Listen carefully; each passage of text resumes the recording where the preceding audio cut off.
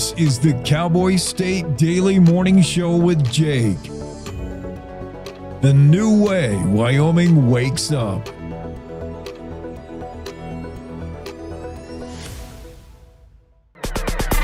It's time to take a look at what's happening around Wyoming. From the Cowboy State Daily News Center, I'm Mac Watson. A Wyoming windstorm with gusts reportedly as high as 109 miles per hour has left a trail of destruction across the state. Cowboy State Daily's Greg Johnson reports that strong gusts blew over dozens of trucks, ripped roofs off buildings, and uprooted trees. There was a 94-mile-per-hour gust registered at NCAR, which is the supercomputer location, and other reports had come into the National Weather Service over 100, one at 109. The entire stretch of I-80 through Wyoming was closed. I talked to a trucker at a truck stop who is from Alabama, and he had like a deer in the headlights look. He just couldn't believe this type of wind. For perspective, Category 1 strength hurricanes have sustained winds of between 74 and 95 miles per hour. It's being described as a showdown in Crook County as House Speaker Chip Nyman has announced he's running for Senator Ogden Driscoll's Senate seat. Cowboy State Daily's Claire McFarland reports that Driscoll wasn't going to run again, but changed his mind as voters told him they don't want to see the Freedom Caucus move to the Senate. It's a former Senate president versus the state speaker of the House. So heavyweights, leadership, big influences in legislature. And the current House Speaker, Chip Nyman, is vying for the seat. So it's a showdown between an incumbent and a very successful House candidate who for years has been his counterpart in the House and now is going to give him a run for his own seat. Driscoll took the first swing on Thursday upon hearing of Nyman's state Senate bid, calling the Freedom Caucus long on rhetoric and short on results. Nyman fired back, saying Driscoll is broad-brushing him and the issues in general. I'll be back with more news from the Cowboy State Daily Newsroom right after this. Here's a winter driving safety tip from WYDOT. Make sure your vehicle's in good working condition with proper tire inflation, fluids topped off, good wiper blades, and brake inspections. Carry emergency supplies in your vehicle like blankets, non-perishable food, and water, and slow down in bad winter weather. This reminder from WYDOT. My name's Brady Thornock. I manage my family's ranch here in Uena County. Ranching teaches you to think long term, and it teaches you that Wyoming stays strong when there's real work here. That's why I'm building a data center on this ranch with a Wyoming company called Prometheus Hyperscale. This project will create thousands of Wyoming jobs, and it will use Wyoming's natural gas resources. We need to build Wyoming. I'm doing this for the future of Wyoming.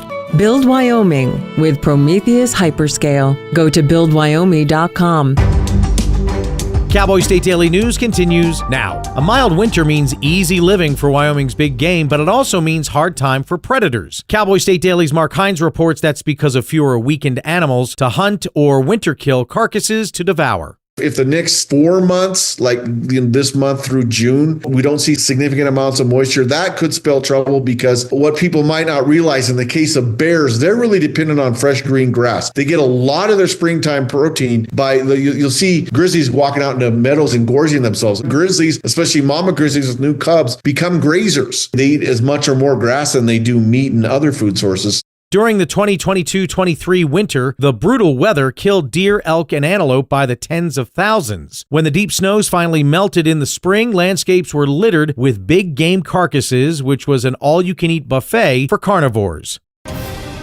Wyoming State Senate President Bo Beitman announced on Thursday that he's running for the state's lone U.S. House seat. Cowboy State Daily's Claire McFarland reports that Beitman describes himself as a constitutional conservative. Often lawmakers don't declare for higher office until that session is over, even while their competitors are able to campaign. It's one day after session, and Senate President Bo Beitman said, yeah, I'm running for that lone U.S. House seat in Washington, D.C. So he characterized himself as a constitutional conservative. I asked, so what parts of the Constitution does Washington, D.C. need a refresher on? He said all of it. He said that he wants to push toward a constitutional amendment that Washington, D.C., that Congress has to do single subject bills. So you can't pile lots of policy goals into a big omnibus bill, and if you don't pass it, the government shuts down. He said Wyoming's government works really well, and I think that Congress could borrow that strategy and be a lot better off. The 47-year-old bikeman tells Cowboy State Daily that if elected, he vows to protect Wyoming's public lands from being sold off to private buyers, and he'd like to see reform so that Wyoming could control the mineral leasing the federal government now runs. And that's today's news. Get your free digital subscription to Wyoming's only statewide newspaper by hitting that daily newsletter button at cowboystatedaily.com. I'm Mac Watson for Cowboy State Daily. In every family, small conversations can make a big impact. I grew up on tour with my parents. Kind of different, but we bonded over music just like other families do over sports, camping, or other interests.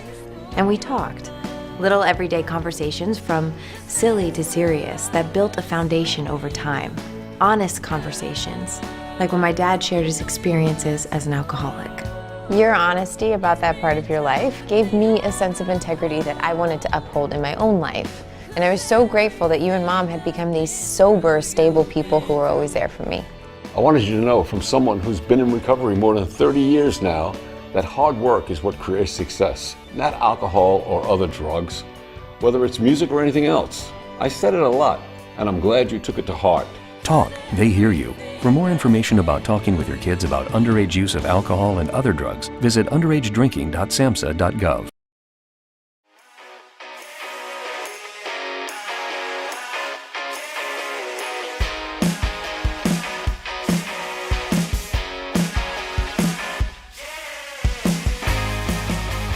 Good morning. Welcome to a finally Friday, and a Friday the 13th.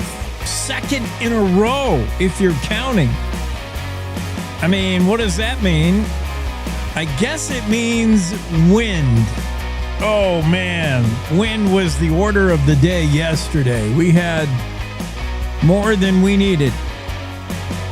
We had a lot of extra wind that can be used somewhere else. If we powered this nation on wind here in Wyoming, if we're an energy state and we extracted wind yesterday, we'd be good for, the next 3 months if we could store it. Actually, they had to shut off the wind turbines yesterday, obviously. Just too dang windy. How windy? Glad you asked. It blew over trees, trucks, and a gas pump.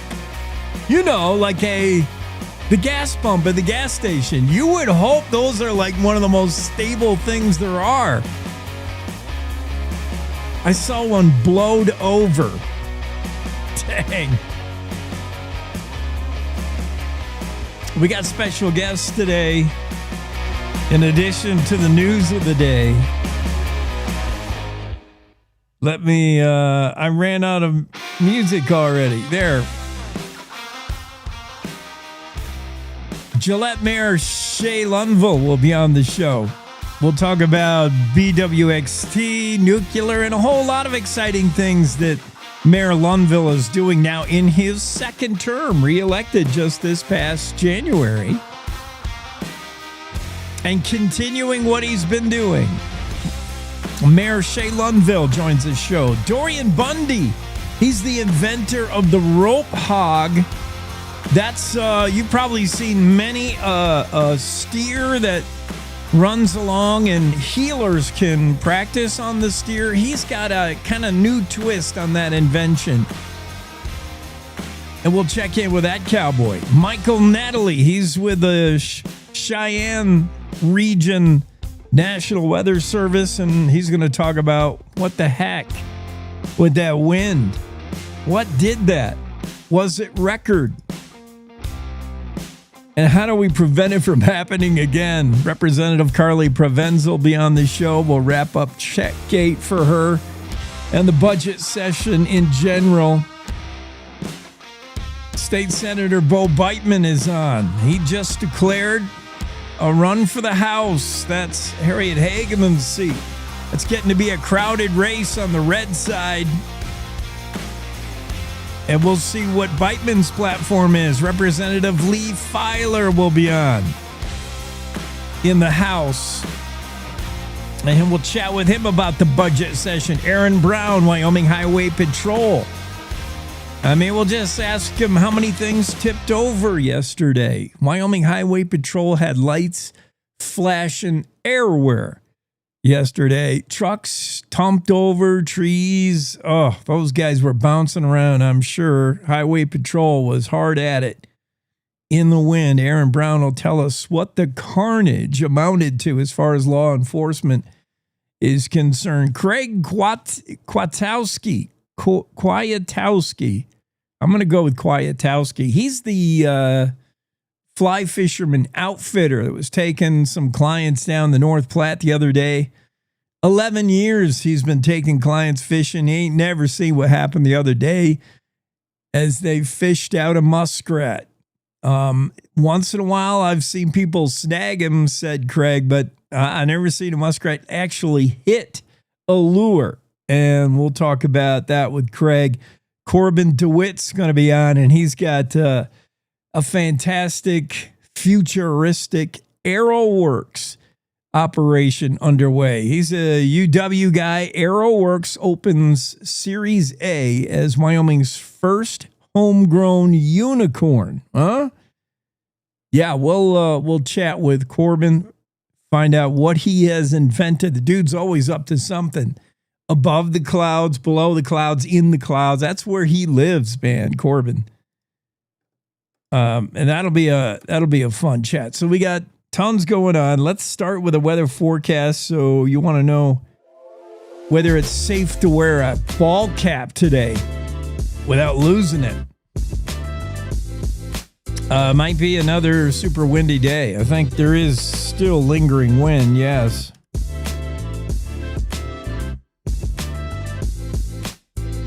It's a Don Day weather forecast we'll start in Casper. In central Wyoming, mostly sunny, windy, 64 the high. Winds getting up there in the 40s, yep. Sunny, breezy, and Lander with highs 61. Evanston, sunny and breezy, highs 54. Rock Springs, sunshine with highs in the upper 50s. Mostly sunny in Pinedale, windy, with highs around 49. Afton, cloudy, breezy, 50-year high today.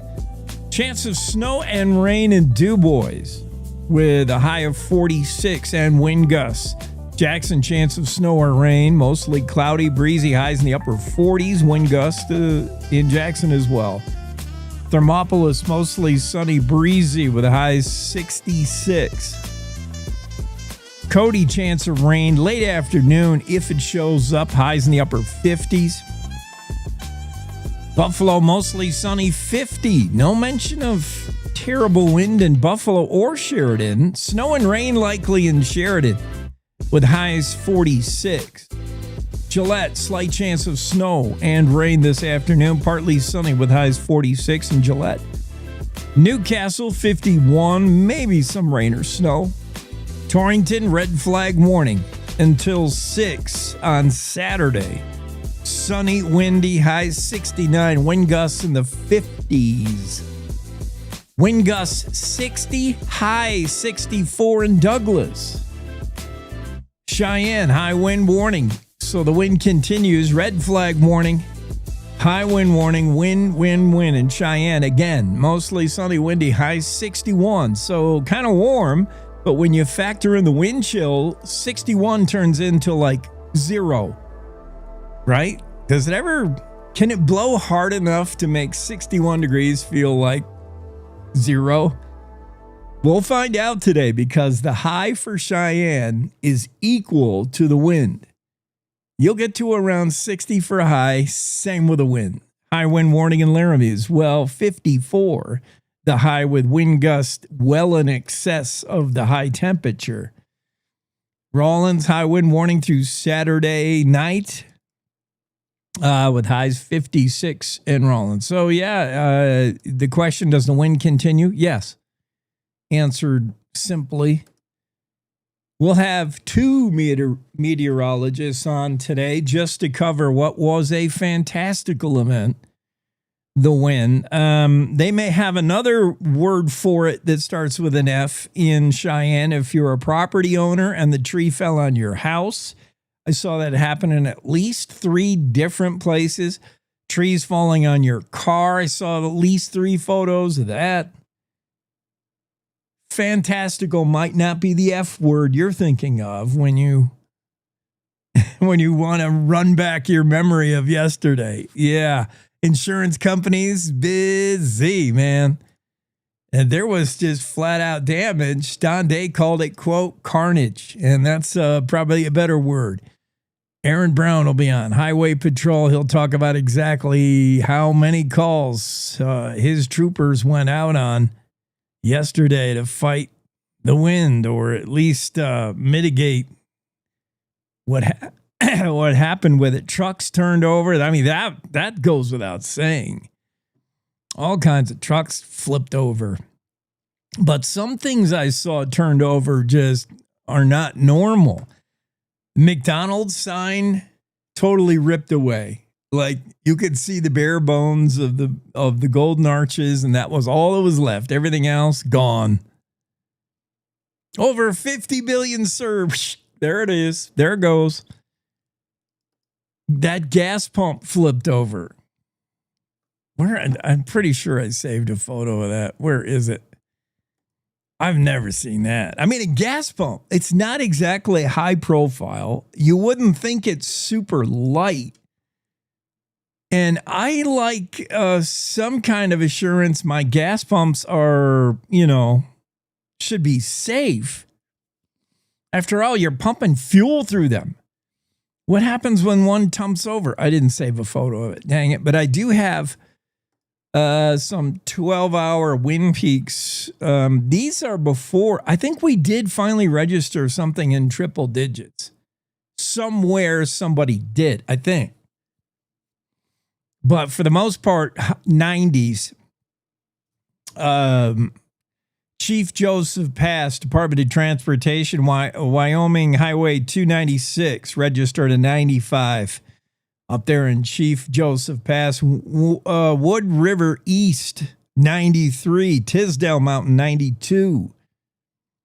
I-80 at Bitter Creek. That's one section that always gets the crosswind. 92 mile an hour. They put up on the signs when it's 60 plus that blowover is imminent. Like, don't even. And 92, even with a full load, that 92 mile an hour sustained wind could blow your truck and trailer over. Skyline 91, Casper Mountain blew a 90.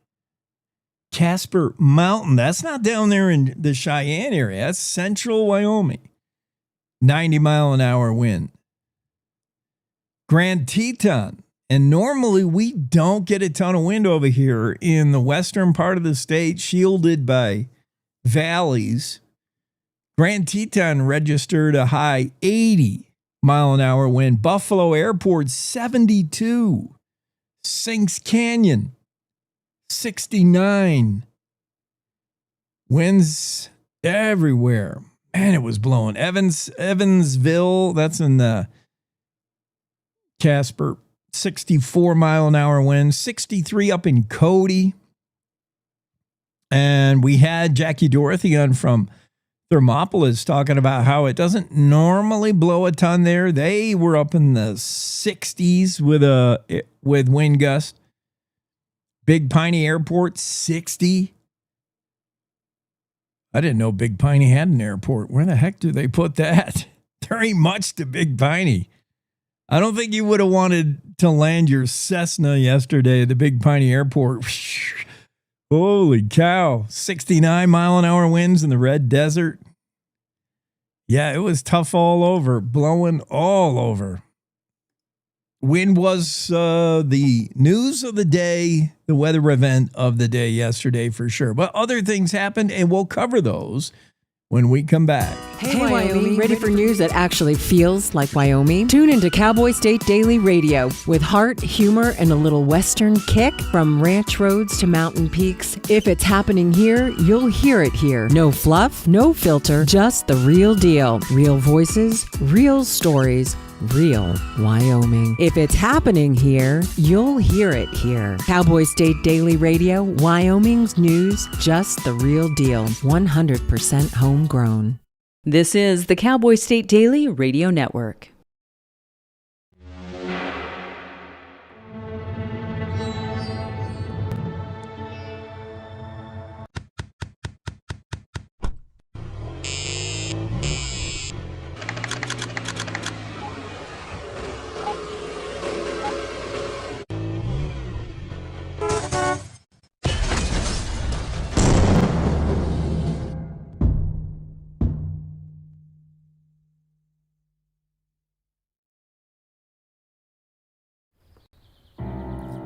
Hi.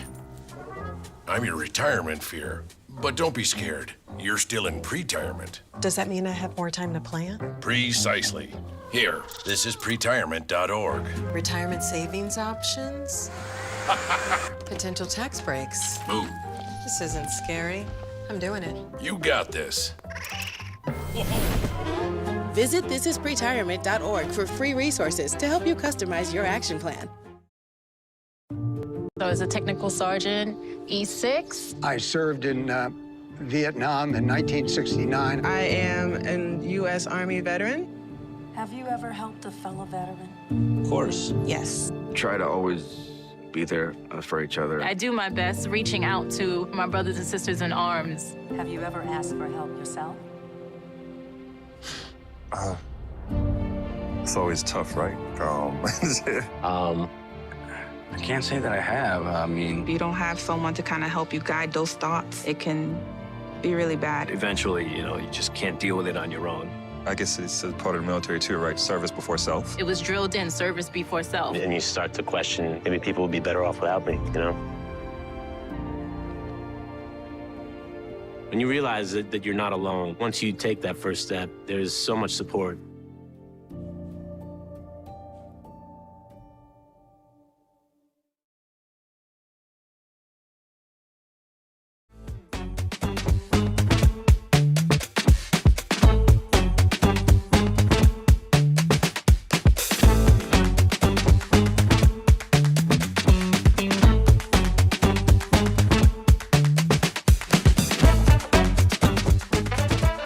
And we're back on a finally Friday the 13th. I can't find that photo of the gas pump flipped over, but I know I saw it. I'll never forget it. Maybe it's in the Greg Johnson, Kate Meadows story. It's carnage, said Don Day. Wyoming wind gusts up to 109 miles per hour, blow off trucks, rip the roofs off buildings. Saw plenty of that. A lot of trees tumped over. You may not know this, but lodgepole pine and many other trees in Wyoming do not take great root. They don't take deep root or wide root base, and that's primarily because look where they grow. They grow in the Rocky Mountain region where there's just not great soil and they can't get good purchase. Very easy to topple tall pine trees in Wyoming. Pretty easy, especially if they're weighted down with snow, which thankfully was not the case yesterday. There hasn't been any sign of snow since December, and even then. And we'll talk with National Weather Service Cheyenne office Michael Natoli when he comes on. We'll ask him about what an unusually warm and dry winter it's been. Is that what made the wind? Is there any correlation? I don't think so, but we'll chat with him about that. What made our unusually warm and dry winter primarily was a robust high-pressure system, the ridge that refused to budge or break down for 3 months. It's finally breaking down now, and we're getting a little bit of what feels like winter, but for the most part, that thing set up in December and never went away. Cheyenne had a record-setting Christmas high of 65, broke the previous record of 61. 65 degrees on Christmas Day in the state capital. So Cheyenne's right there in the epicenter of wild weather. Wind gusts, triple-digit stuff yesterday. This is at the top end of how bad it can get, said Cowboy State meteorologist Don Day. Called it absolute carnage. Michael Natoli. It could be Natoli. I'll ask him when I chat with him later today. He said officially NWS recorded a gust of 95. Now, other weather watchers unofficially from National Weather Service had triple-digit stuff all day long. 94 at the National Center for Atmospheric Research in Cheyenne. That's the highest official measurement from yesterday. But these are Category 1 strength hurricane winds, 74 to 95 in that range. And these winds, from what I understand, and I didn't live through it, some of you in Cheyenne did. These winds were not just like one gust, like, whoosh, oh, there was a 95 and it's gone. They were like pretty sustained, like 70, blowing 70, 70, 70. And then here's a gust to 85. There's another gust to 95. That's what tumped the trucks over. I watched the video of the one, and you see them like they get up on two wheels. They get up on the edge of their one side because it's blowing 75. And they're like just tipping. And they'll probably fall back down when the wind gusts recede to 50, but they don't. They go from 75 to 92, and the truck goes over. Oh, man. It was bad. There's like so many photos. Here, let's flip through a few just to entertain ourselves. Trucks over. There's the VFW post 4343. Roof blowed right off of that thing. There's a stop sign. Look at the just bending metal kind of, and the brownouts. Even in Idaho, they had to shut down highways because people couldn't see. Not from blowing snow, blowing dust. More emergency personnel. That tree just snapped off. Some pulled right out from the roots. Some older trees just snapped. This guy pulled out from the roots. This one fell on a brick house. Yowza. People. Yeah, I haven't seen anything like Look this. at that.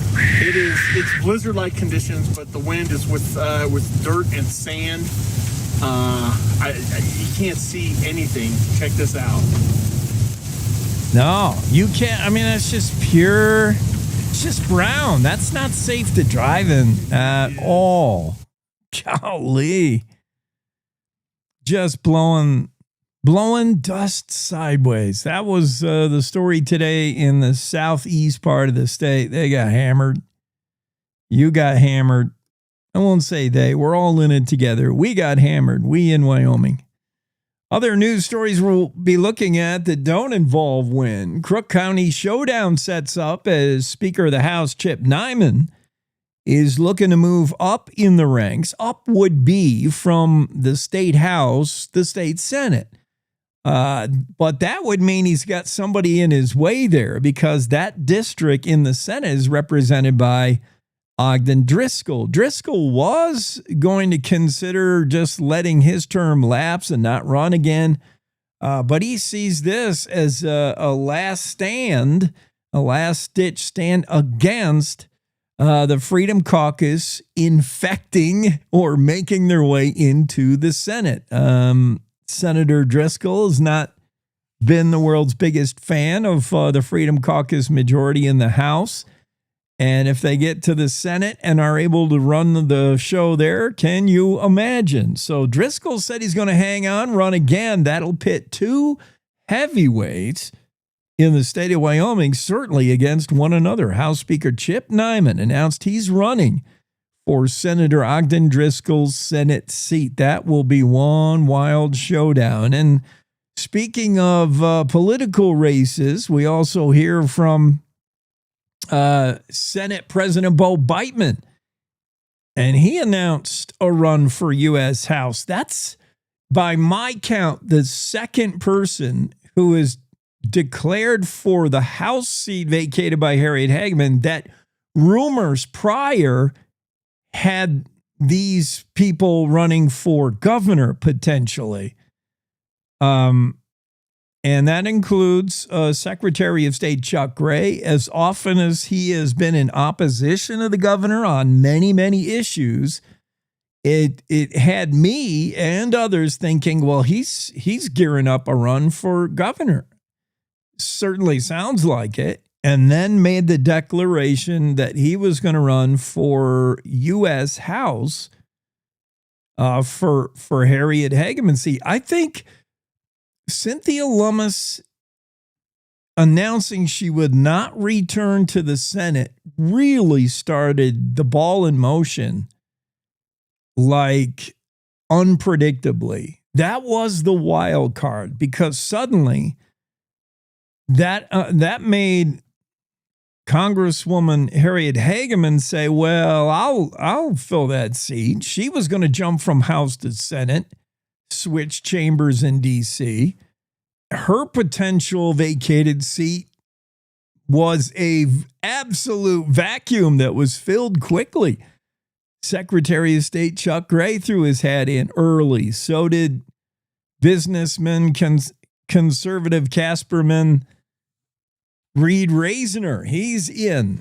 We got two relatively newcomers from military service backgrounds. We've got a former superintendent of public instruction returning to the state, not necessarily primarily to run for this seat, but just in time to run for House. That's Jillian Balow.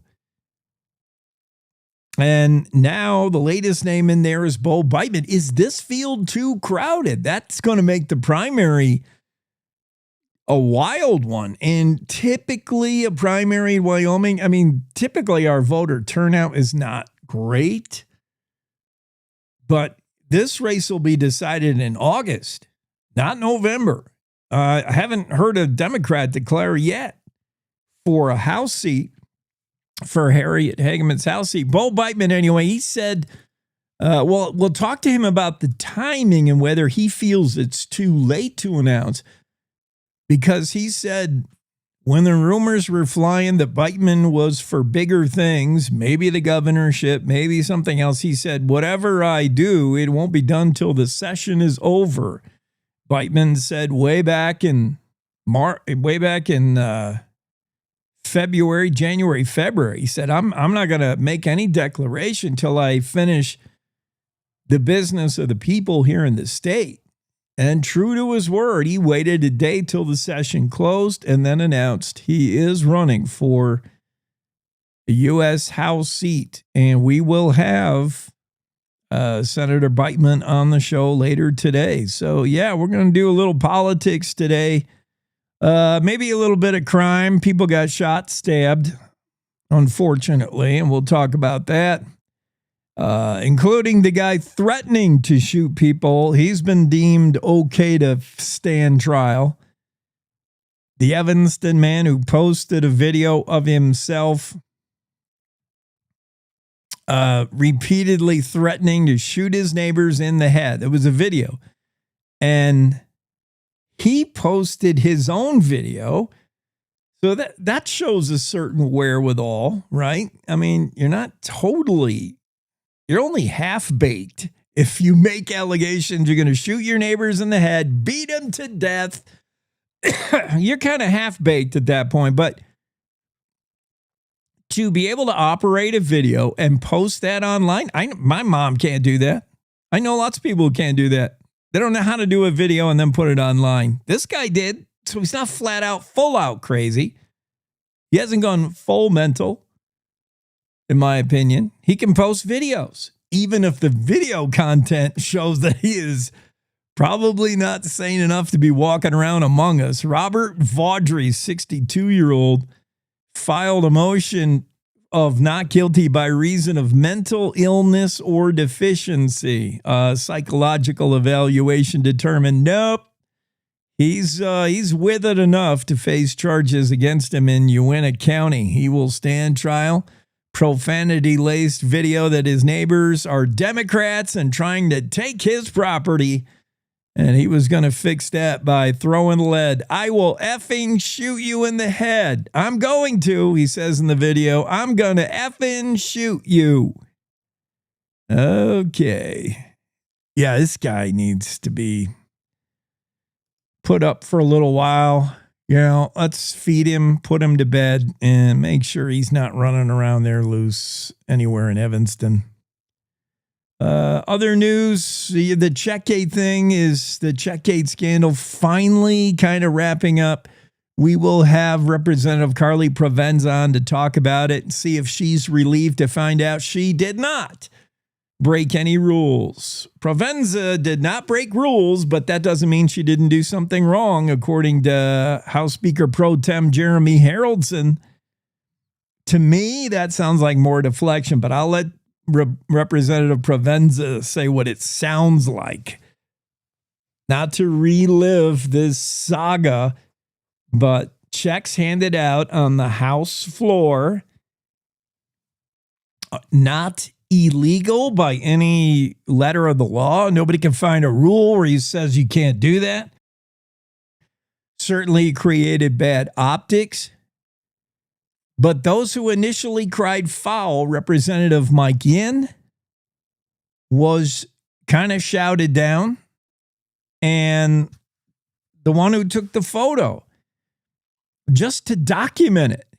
And believe me, this is so close to what media has to deal with. And I don't want to make Cowboy State Daily or any other media out there like some holier than thou institution worthy of your whatever. But media often gets blamed for just taking the photo.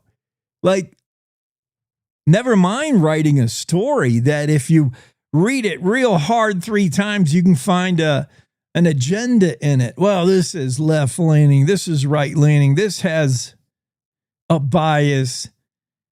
Photos really don't have any, I mean, right? A photo is a photo, man. It's holding a mirror up to you in society. That's what journalism is supposed to do. A photo is just a photo. It doesn't have any emotional dog in the fight, skin in the game. It's just a photo. And taking the photo and sharing the photo. Somehow now you are maybe the bad guy. Pro Tem Speaker Jeremy Haroldson said they, meaning Yin and Provenza, didn't break any rules. I didn't know anybody said they did. These are the ones who documented the wrongdoing that maybe broke rules but didn't. But their actions caused fallout. I will see what Representative Provenza thinks. I can almost imagine. Their actions caused fallout. Their actions happened after the action that caused fallout. Seems like more deflection to me. Representative Provenza will be on. We'll wrap up Checkgate in her mind and ask her in general how she felt that budget session went. We'll do all these things and a whole bunch more when we come back. One more break on the Cowboy State Daily Show with Jade. Every morning, America wakes up to reheated outrage and copy-paste commentary. Yeah, I don't follow talking points. I follow common sense. If that hits a nerve, good. It means you're still alive. No spin, no fluff, no kumbaya, just Jake. Serving up truth, sarcasm, and grit. Stirred by hand and seasoned with reality. I don't yell, I don't pander. I just call it like I see it, and trust me, there's plenty to call. From the Capitol to the county fair, if it's worth talking about in Wyoming, Jake's already on it. No permission needed, no script required. The West was built by people who spoke their minds and stood their ground. I'm just making sure we don't forget how. The Jake Show. Weekdays on CowboyStateDaily.com and wherever bold voices still have a mic. No apologies, no filter, no bull. You're listening to the Cowboy State Daily Radio Network. When it comes to making plans, you are the best. Those 9 months were also 273 days of planning. What about your daughter's first costume party? It was out of this world. And let's not forget those barbecues you plan in detail for your family and your more vegetarian by the day best friends. That surprise party for your parents' golden anniversary? You get the golden planning. The same way you plan each detail for those moments, start planning to protect you and your loved ones from a natural disaster. Sign up for local weather and emergency alerts. Prepare an emergency kit and make a family communications plan. Protecting your family is the best plan you can make. Emma, did you hear? Todd's in the hospital. Who's Todd? He got a collapsed lung from vaping. He thought it was cool. Not cool. Promise you won't vape, Emma. It can lead to a lifelong addiction, and we can't be friends if your lungs collapse. Bogus. Wacky sitcom teens aren't the best people to talk to your kid about vaping. Hey, you got a minute? You are. Start the conversation with your child about vaping today. When the uniform comes off, the battle doesn't always end. Too many of our veterans are fighting silent wars, with trauma, with loss, with hopelessness. Downrange Warriors stands in that gap, offering peer support, purpose, and a brotherhood that saves lives. You can help. Visit downrangewarriors.org, because no warrior should ever walk alone. Hope is waiting. Be the reason they find it.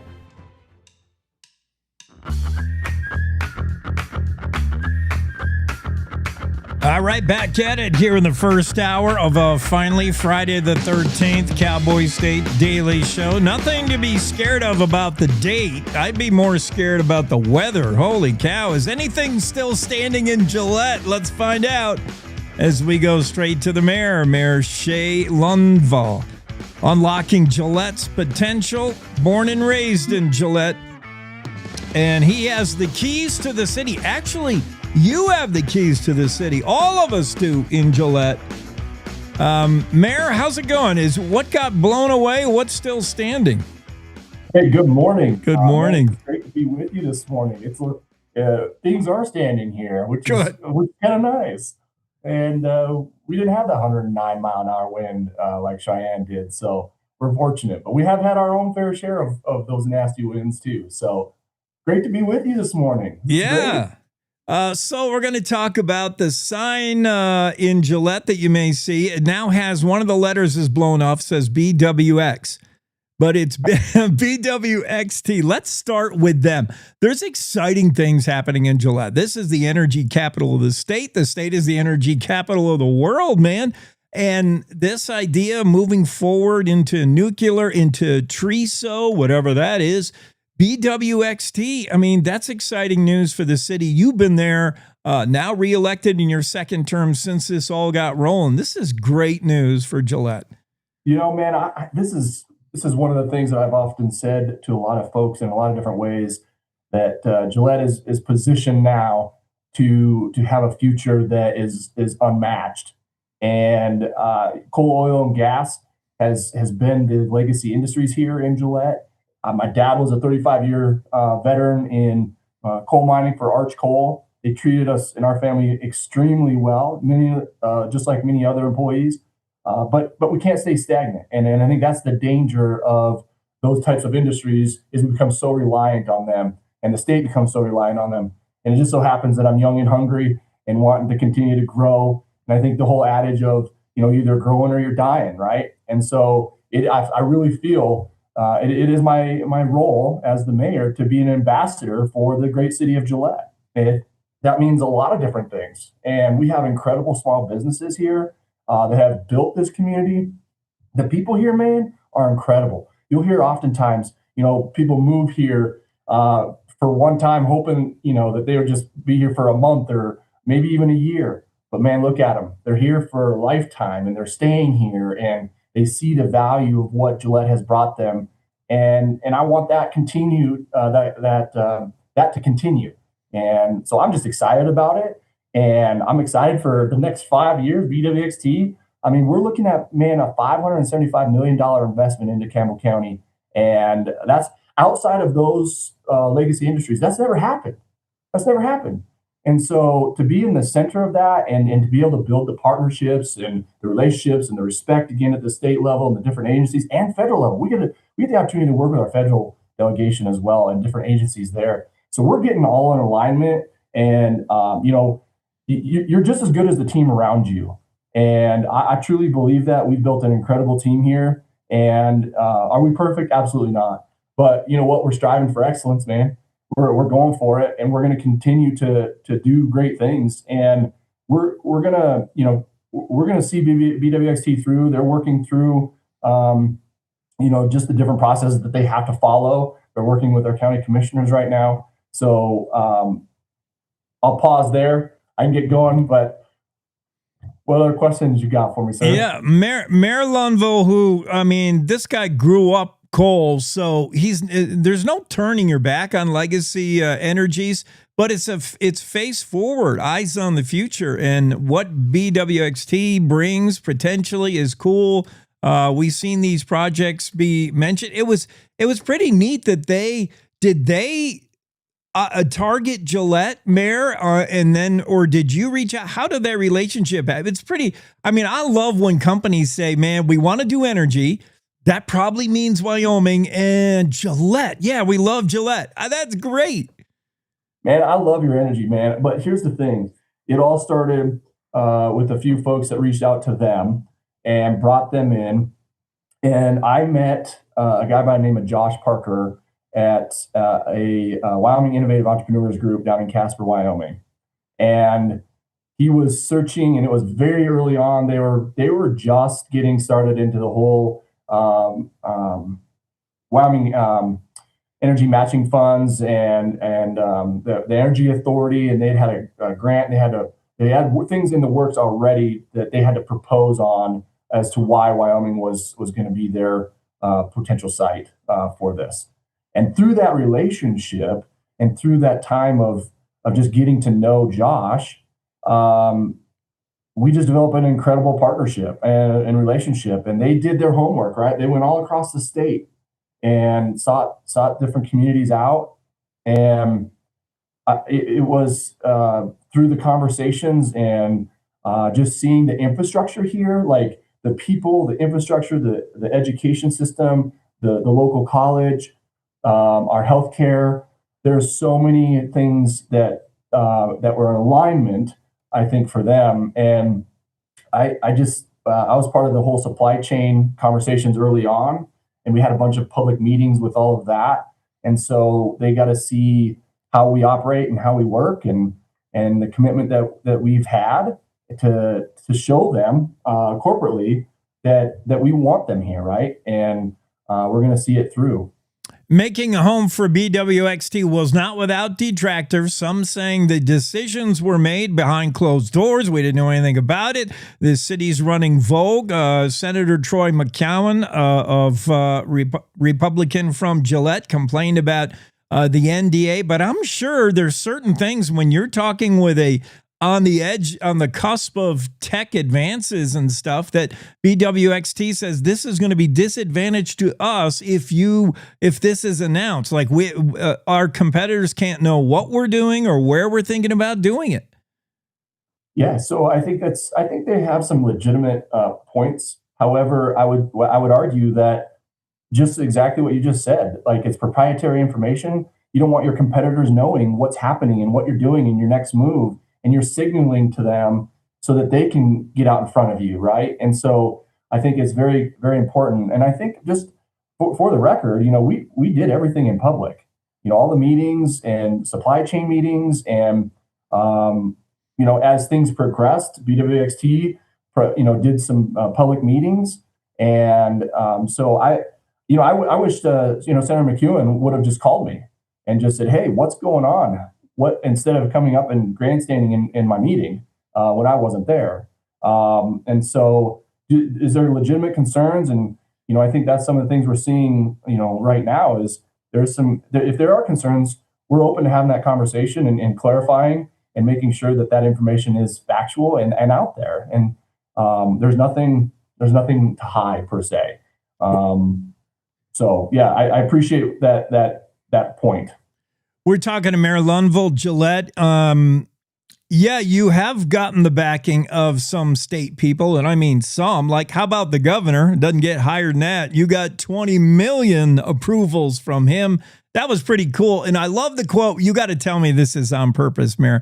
Today is a powerful day for Gillette. Oh, come on. That was pretty cool to hear the governor release 20 million towards the effort of getting BWXT all settled in.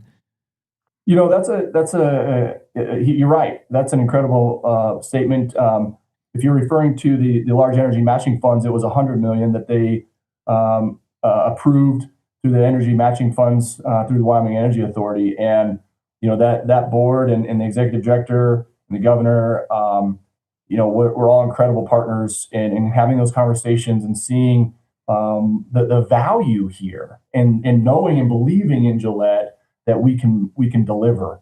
And I think that's exciting, right? I mean, that's what people want to see. And, you know, and I think this too, man, like that money is coming back to Campbell County and is being reinvested into our gas stations and, you know, our construction crews and hotels. And I mean, they're going to need all of these different opportunities and, you know, businesses and resources to come in and help them grow and be successful here. Last month, you attended Wyoming Association of Municipalities, the WAM Winter Conference, focused heavily on powering possibility, nuclear energy, local impact. You were hanging out with all the top state folks. What was the buzz? What was the feel? Is everybody across the state excited for what's going on there? Maybe a missed opportunity in bar none, but there are these nuclear projects popping up, both like solidified and some just still in idea space, but it's an exciting future for Wyoming. What was the feel at that conference?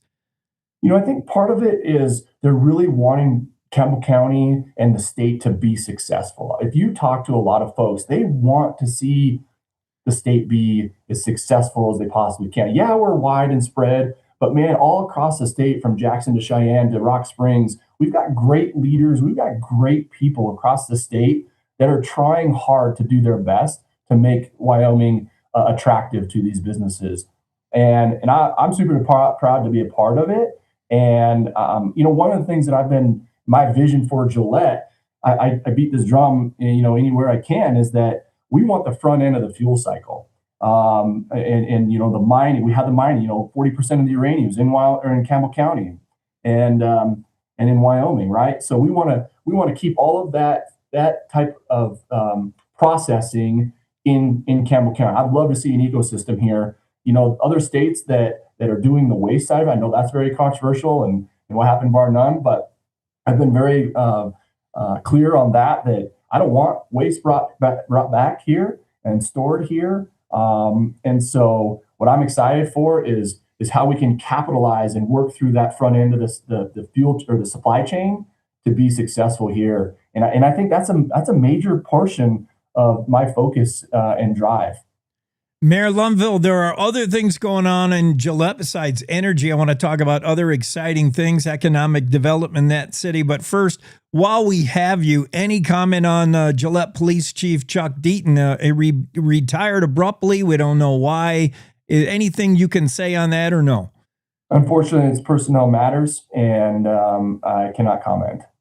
Regarding the hate crime ordinance that was repealed, my understanding from outside looking in, and you're right in it, is you know, the city didn't need to draw attention to hate crimes by having a hate crime ordinance. Let's just you don't stand for violence. There are no classes in Gillette. Whatever you are, you be yourself. It's unacceptable for anybody to be hated on and receive violence. And I heard you say, I will not tolerate it no matter who or what you are. So the need for the ordinance, I think, was not there for the council and for you. But you tell me. Sir, I think you're spot on. I don't know if I could have said it much better, to be honest. You know, I think that the people here growing up here and seeing, you know, you are who you want to be. we have law enforcement and we have a great sheriffs and PD and emergency personnel. If there was something that truly was going to take place, call them. If you want to feel safe, make sure of that. And if they're not doing that, then, they need to know that. Our staff needs to know that. Our administrator needs to know that. So that was a very controversial topic, and I still believe we don't need it. I believe in our people. I believe that they'll do the right things, and they'll take care of one another. Gillette Mayor Shay Lundvall ran first time on economic development, responsible growth, infrastructure improvement, and building strong partnerships across community. And he's just doubling down on the second run, reelected. Growth, the future looks huge for Gillette as far as growth. Businesses reopening, including the new look Burger King. I'll be stopping by whenever I'm in town again. But you got to do it responsibly. Infrastructure has to be in place. You can't just grow without some forethought. All this stuff's got to be a concern for a mayor. Yeah, so let me touch on that. That's a great segue. I mean, we're working on our Karlee overpass, a major thoroughfare road bridge right now. And we're working hard to gain the revenues because it's a city-owned bridge, and it's going to be $40 million, and we just don't have $40 million to turn over. So we've worked really hard. Our staff has worked extremely hard to write specific grants. We're working with our federal delegation, Representative Hageman, and her team. We've applied for some infrastructure dollars there for $5 million. We have $8 to $9 million in the bank already, and that's exciting. And I think that's part of showing them that we're trying to do our part and invest in our community. And I think that's something that, truth be told, over the years, Gillette has done a really good job of investing in ourselves. And you look across the state, and that's not all cities can say that. And so now all of it comes down to revenue too. And I can understand that. So Gillette and Campbell County have been very blessed over the years and decades. And so I do not take that lightly, and we want to pour back in. And because what happens is when you're talking to these businesses, they want to see that. They want to see you investing back in your community. Those are talking points. And, I was invited to be on a national stage to talk about these very things of what's happening in Gillette, Wyoming, here coming up in April at a conference down in Augusta, Georgia, about energy. And one thing that I think that as the listeners and people watching, Gillette knows energy, right? And we got to stick to what we're good at. And we have infrastructure that is surrounded that and has built that. Our workforce is known for that. And what a better opportunity to elevate and level up for good paying jobs going forward, right? We want to build for the future. And I think that's something that I've believed in since I ran in 2016. And now being able to have these conversations with folks at different levels and different ways and different conversations, what a better way to promote Gillette and advocate for Gillette, where it's a diamond in the rough and people are now recognizing it. It's going to be something so awesome. Like I'm excited, man. It's a guy who loves Gillette as only somebody born and raised there could. My best to Lindsay and the kids, and I appreciate what you're doing for Gillette, Wyoming. Thanks for coming on. Thank you, sir. Appreciate you. You bet. Cowboy State Daily Show with Jake moving along on a Friday. That is Gillette Mayor Shay Lundvall. And learn more about what's happening there in the Cowboy State Daily stories, whether it's BWXT or just a whole new vibe and feel in the city of Gillette. Here's what's coming up next hour. Dorian Bundy is going to be here. He's the inventor of the Rope Hog. I'll tell you what it is. Any healer in a team roping sport, the healers, for you to practice, and assuming you don't have like live real steers, because you're going to wear your steers out. Steers are hard to find too, by the way, even for big rodeos. Anybody who's roped on the dummy as a healer knows you can't just have a rope and dummy standing there and like the headers do. You need action. You need the thing to move. You need that hop that you're looking for with the back legs that you're going to rope. You need all that stuff. And so you need somebody to drag the dummy along. That somebody is usually your little sister, but she gets tired of driving the four-wheeler. And now what happens if you can remove the little sister and the four-wheeler drives itself? Oh, man. Game changer. Dorian Bundy has invented a cow that will run, a steer that will run, and you can rope its legs, and it runs all by itself on a Honda 90. Yeah, we're going to check out Dorian and his fantastic invention. Many, many healers are going to be happy to get their practice in without having to have a little sister who complains all the time. We'll do that next up when we come back. Right now, we got to hit news for our radio affiliates. They play their news, we play ours. We'll meet back in 6 minutes. Cowboy State Daily Show with Jake. It's time to take a look at what's happening around Wyoming. From the Cowboy State Daily News Center, I'm Mac Watson. A proposed 0.75% sales tax to cover ambulance services, public transportation, and commercial air in Fremont County could land on the August primary ballot. Cowboy State Daily's Kate Meadows reports that Fremont County commissioners narrowly passed a resolution in a 3-2 vote. For it to go to the voters in August, it needs to be approved by a majority of the county's 6 municipalities and a majority of the county commissioners. So far, county commissioners narrowly approved the measure in a 3-2 vote, and 3 of the 6 municipalities have voted for it. One municipality, Dubois, unanimously voted against it on Wednesday. 2 remaining municipalities, Shoshone and Pavilion, have yet to vote. If the measure makes it to the August ballot and county voters approve the tax increase, the tax would take effect on January 1st, 2027.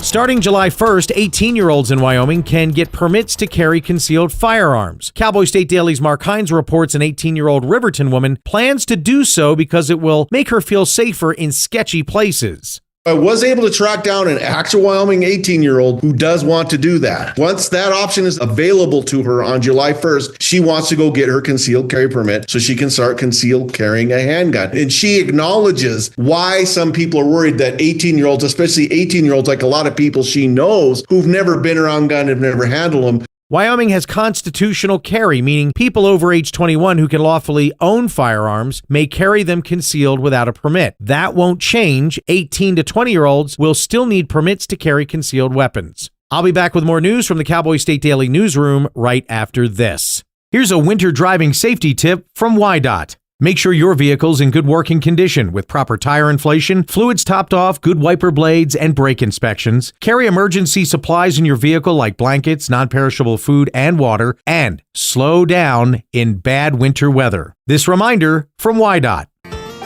My name is Joanne, and I'm a mom of 6 here in Casper, Wyoming. When you raise a family here, you don't just think about today, you think about the future, where your kids will build their lives and where your grandkids might grow up. What worries me is that my kids will have to leave Wyoming to find good, high-paying jobs. That's why Build Wyoming matters to me. Data center jobs are high-quality, high-paying jobs, the kind that give families a real reason to stay and build a future here. Give our kids and grandkids a reason to stay, and they will. Build Wyoming with Prometheus Hyperscale. Go to buildwyoming.com. Cowboy State Daily News continues now. It's being described as a showdown in Crook County as House Speaker Chip Nyman has announced he's running for Senator Ogden Driscoll's Senate seat. Cowboy State Daily's Claire McFarland reports that Driscoll wasn't going to run again, but changed his mind as voters tell him they don't want to see the Freedom Caucus move to the Senate. It's a former Senate president versus the state speaker of the House. So heavyweights, leadership, big influences in legislature. This is the Senate seat in the northeast corner of Wyoming currently held by Senator Ogden Driscoll, a former Senate president. And the current House Speaker, Chip Nyman, is vying for the seat. So it's a showdown between an incumbent and a very successful House candidate who for years has been his counterpart in the House and now is going to give him a run for his own seat. Driscoll took the first swing Thursday upon hearing of Nyman's state Senate bid, calling the Freedom Caucus long on rhetoric and short on results. Nyman fired back, saying Driscoll is broad-brushing him and the issues in general. A new 470-page history book entitled Cowboy Soldiers has been released, chronicling the Wyoming National Guard's evolution from 1870 to 1945. Cowboy State Daily's Dale Killingbeck reports that even today's Guard members are making history with recent combat missions in Syria. People don't know they were sent to the border during the chase of Pancho Villa under General Pershing. So lots of cool stories in the book. And it coincides with some honors that were given to the Wyoming National Guard in the state budget session this year, where they were recognized for their work in Syria with the HIMARS rocket unit. So they received kudos from the Wyoming legislature this year. Wyoming Adjutant Major General Greg Porter pointed out to legislators that the Guard's beginnings stretch all the way back before statehood and have been called on in its history to serve national needs. And that's today's news. Get your free digital subscription to Wyoming's only statewide newspaper by hitting that daily newsletter button at cowboystatedaily.com. I'm Mac Watson for Cowboy State Daily. There is a road laid out for me. Boxes everywhere. And this is going to be Addie's room. I am blind, You're really gonna like it. I hope so. Yeah. I know this road is there for me. There is a long way. First night here, but Amy seems cool. The way it's down by the river. I am blind, but I need not see. I got this. I know this road is there for me. Okay. If I'm really free, take me down to the river and wash me.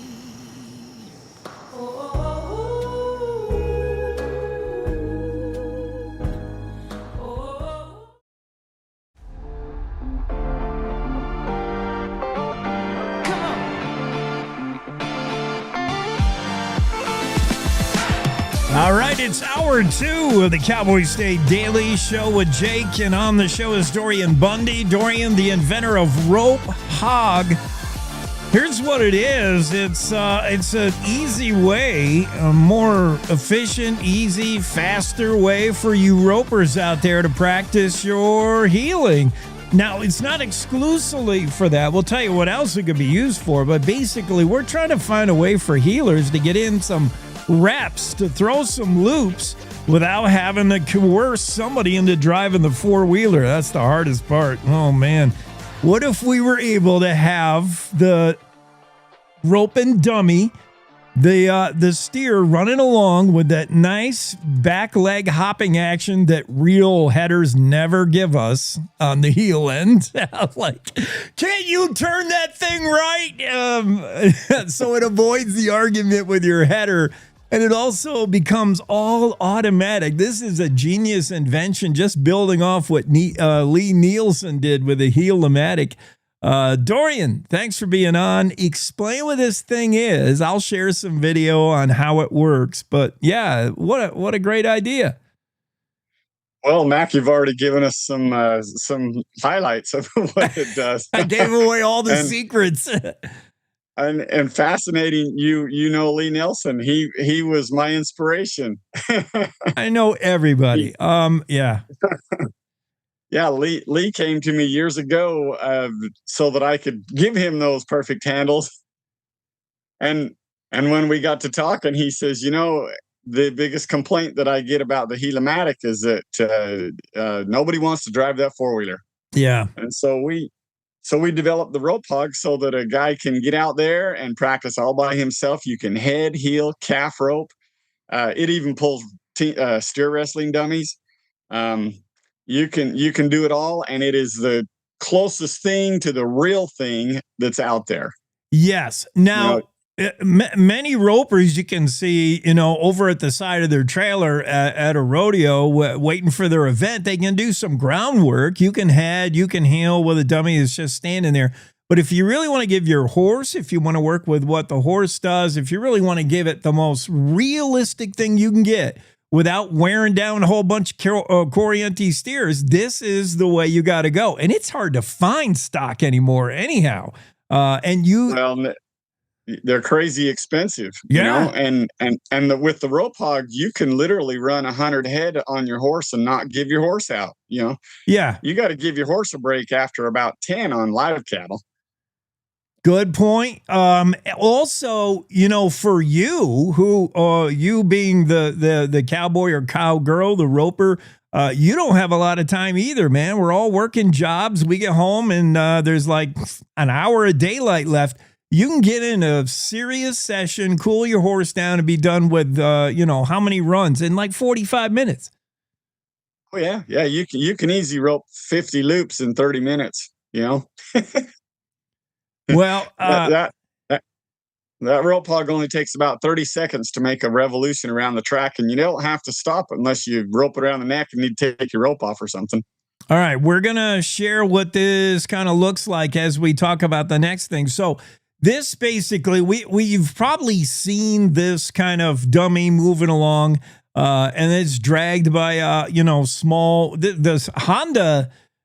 Shout out to Honda. This is part of your design and dream. I think you tried some ATVs. Honda, that little 90cc, that you can't kill that thing. Exactly. And it's light enough that you can dally up and stop it without hurting your horse. It lets your horse have that realistic tug on the end of the rope, but not so big that it's going to hurt your horse. Right. And that's another thing. Any team ropers know, as a heeler, there's things you need to practice, the rhythm of those back legs doing their thing, running down a steer, and then in the end, that taking that dally and feeling some pressure, some bump, but not, enough to flip your horse over. So that little 90cc Honda is like perfectly represents a steer getting stretched by you and your header. Fantastic idea. Our Honda rep that we buy all of our machines from, he said, he goes, "What are you doing with all these four-wheelers?" Did you tell him? And he's like, "No way." Oh yeah, we showed him videos and he thought that was the coolest thing ever. He goes, "Hey, I will find you machines anytime, anywhere." He goes, "We'll keep you supplied." That's so cool. All right. So previously, before a perfect world that Dorian has now created, we had to have a little sister. We spent so much money paying somebody to drive the four-wheeler, and no amount of money after a while would even work. Forget your wife. She did it once, and then you complained, "You're too fast. You're too slow. You didn't turn where I said," and she's not going to do it no more. People don't want to drive the four-wheeler, and that's why we need some kind of automatic thing. We've nicknamed the Rope Hog the best marriage counselor on the market. Perfect. All right. So if I'm interested in this whole smash, I'm wondering like what comes with it. We got different components. We got the four-wheeler, we got the dummy, and we got, as I'm going to share again, we got the rail, the track. So the track is the key. I mean, you can build them to different sizes. That also gives you the turn that many healers want to see. So what do we get? What are the packages? The standard size track comes with 16 straight pieces and 4 corners, and then the bogie that attaches the track to the four-wheeler. And all that comes in the package deal. The four-wheeler also, brand new Honda four-wheeler comes with it. Everything but the dummy. Most people already have a dummy or they have a favorite one. If we package it with a dummy, we can save them some money over buying them separately. But it will work with any dummy. So we don't include a dummy. Most people already have one. Yes, and there's like 3 or 4 go-to dummies out there on the market. You've got your favorite, though it'll work with any of them, yeah? Right. And it's remote controlled. So from horseback, you can adjust the speed and you can stop it from horseback. And when you stop it, like say I rope it around the neck, I'm heading it and I rope it around the neck and I want to take my rope off. I just push the button on the remote, the unlock button on the remote, and it just drops it down to an idle. Doesn't kill the bike, doesn't kill the motor, but it just drops it down to an idle where I can ride up, take my rope off, and then I can accelerate it incrementally. You can put it in second gear and get that baby really humming along and do realistic full contact runs. So you can practice at your pace. If you want to run a few realistic full contact runs, then you speed it up. If you want to just cool your horse down then and settle into some training on your horse, but it gives you a real corner. This thing doesn't just go in a circle which causes your horse to always stay in that left lead. I mean, you can adjust your leads, you can adjust your corner, you can adjust your rate and your score. All these things that are so crucial in training horses and ropers, you can do with the Rope Hog. This thing's so fun. It's turned a header into a healer. Dorian Bundy would rather be on the head end, but, depending on what horse. And training a horse, it's good for cowboy and cowgirl, for sure, to get your reps in. But so much of healing, Dorian, you can probably tell people, is that horse. When you get a horse that's good at it, that gets to the point where he's instinctive, he sees the rope fly out over the corner of his eye and he's already putting on the brakes, that kind of stuff. If you can build a horse to this level to become a healer using this Rope Hog, that's worth it, just training your horse. Well, Mac, the key to horse training, whether you're head and heeling, calf roping, anything, it's consistent repetition. That is how you make a great horse. And with the Rope Hog, you can give them that every day without blowing their mind, because you can slow it down and take it at a pace where they don't get all worked up. Hey, tell me, does the horse get pretty used to that actually not being a steer? Like, there's noise. This Honda is going to make noise when it's running. It looks different and sounds different. Is that the horse gets used to it pretty fast? A high-spirited horse is a little bit skittish when you first start roping it. They have a little hesitancy about diving in behind it. We've found that if you don't get in front of it and let the machine come at it like it's chasing the horse, then, and stay back far enough that when it goes by you, then you come in behind it and chase it. If that horse feels like it's chasing the machine rather than the machine chasing him, then they melt right into it. It doesn't take much. Yeah, it's a fantastic invention. Learn more. Rope Hog. Where do we find this? I'm on the interwebs, ropehog.com. Easy as that, right? Yep. Ropehog.com. We have tons of videos on YouTube under my name, Dorian Bundy, or Rope Hog. Facebook, Rope Hog. Yeah, we're out there. My phone number is on our website. You feel free to call. Any questions or anything. So the realism is so good because of the rail design, the track. Like you said, it's not just going in a circle. That's not realism, and it's probably bad for your horse to be constantly. You got. This is how a healer would rate out a steer straight until your header, hopefully, and your header never misses on the Rope Hog, gets him turned. And that's when you're looking for your shot. The realism is so good. And it comes with the Honda 90cc, which you can probably let your kids ride on all day after a session, man. And the realism, even for heading and calf roping. I train my calf roping horses on this bad boy. Yeah. And for heading, it keeps that horse straight. It doesn't always keep him in his left lead. It keeps him, you can stay back till it passes by and run him up there. And then he has to rate to slow back and then roping. And then when you come to that corner, I don't turn the corner with my horse. I let the dummy go and I keep my horse facing straight down the arena and just side pass out there to make my corner. Dorian, one last thing. This is a space saver also. A lot of people, especially in winter, we don't have a lot of room to be running after steers. You can do this in your barn. Like, you don't need a huge setup, a lot of footprint. Absolutely. And depending on your setup, you can add or subtract pieces of track to make it fit your particular need. But with all of the pieces together that comes standard package, you're looking at an area about 50 by 70 if you put it in a rectangle. If a guy's just heading or calf roping and wants to just make a long straightaway, you can take all the corners out of the ends or all the pieces out of the end and just put the corners together so it goes down and does a 180 and comes right back. If you're not looking for that healing corner. I'm clinking Coors Light with Dorian Bundy for the invention. Brilliant, man. I hope you sell a jillion of these things. Thank you, Mac, and we do too. All right, buddy. Have a great day. You too. Appreciate you. Cowboy State Daily Show with Jake. Don Day's up next with weather. Winter is here. Wind chills below zero, ice and snow. Oh, and the drifts. Oh, you know what it's like. But guess what? Cowboy State Daily has you covered with the most accurate and reliable forecast with meteorologist Don Day. So you know what to expect. You know the saying, if you don't like the weather in Wyoming, just wait 5 minutes. It will change. But you don't have to keep checking the skies or an app on your phone to see if it's going to rain or snow. So make sure you're getting your forecast from Cowboy State Daily's Don Day. Every day. This is the Cowboy State Daily Radio Network.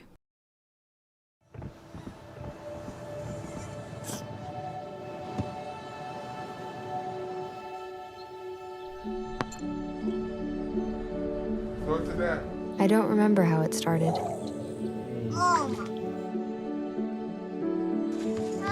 Our back and forth. Victory. Fumble. Repeat. It always came back. Dad! Okay, here we go, throw it! Yeah. You probably don't remember what you told me, That was perfect. but I heard every word. Nice.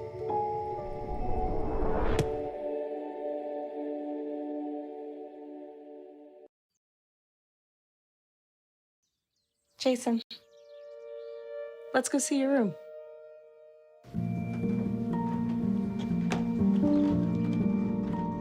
What do you think? We kept it a little spare, so you can decorate it how you like.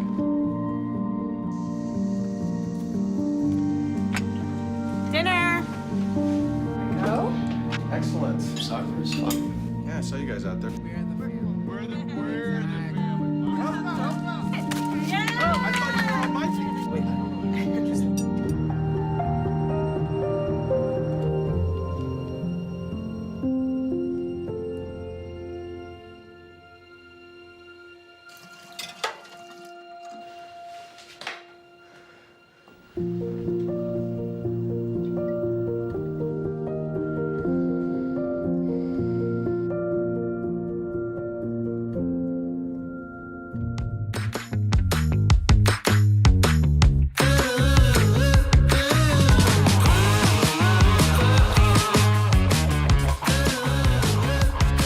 And here is Don Day with a day weather forecast. Yesterday, certainly the four-letter word wind was the topic of the day. Can't say we weren't warned, Don Day said. It gonna be windy. I think you undersold it, Don. Yeah, that's a thing in the weather business. You always run the risk of underselling sometimes because you're always worried about overselling.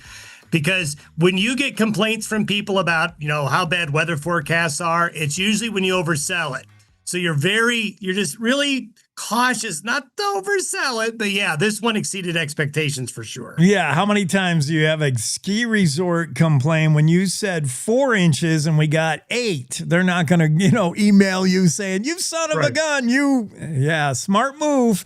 But if you were calling for 70-mile-an-hour winds, we got more like triple digit, darn near it, especially in the southeast part of the state. Yowza. Yeah, the southeast part of the state probably had its worst windstorm since I've been trying to, I need more time, but looking back, we saw some windstorms similar in 2013, but from my experience, from seeing the damage and the ferocity of the winds yesterday in southeastern Wyoming, especially Cheyenne, but also Laramie, up to Wheatland, and then into the Panhandle of Nebraska, South Dakota, the Front Range of Colorado.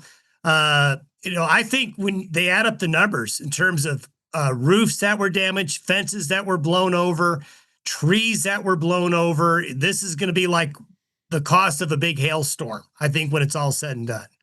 That big, giant protective dome of a high-pressure ridge that hung out like all winter and had us not having a winter and sent it elsewhere.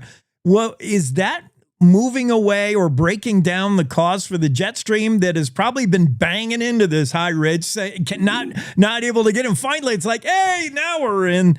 and the jet stream. Yeah. So, and I discussed this at length in my podcast this morning on why the intensity of the wind has been so bad this winter.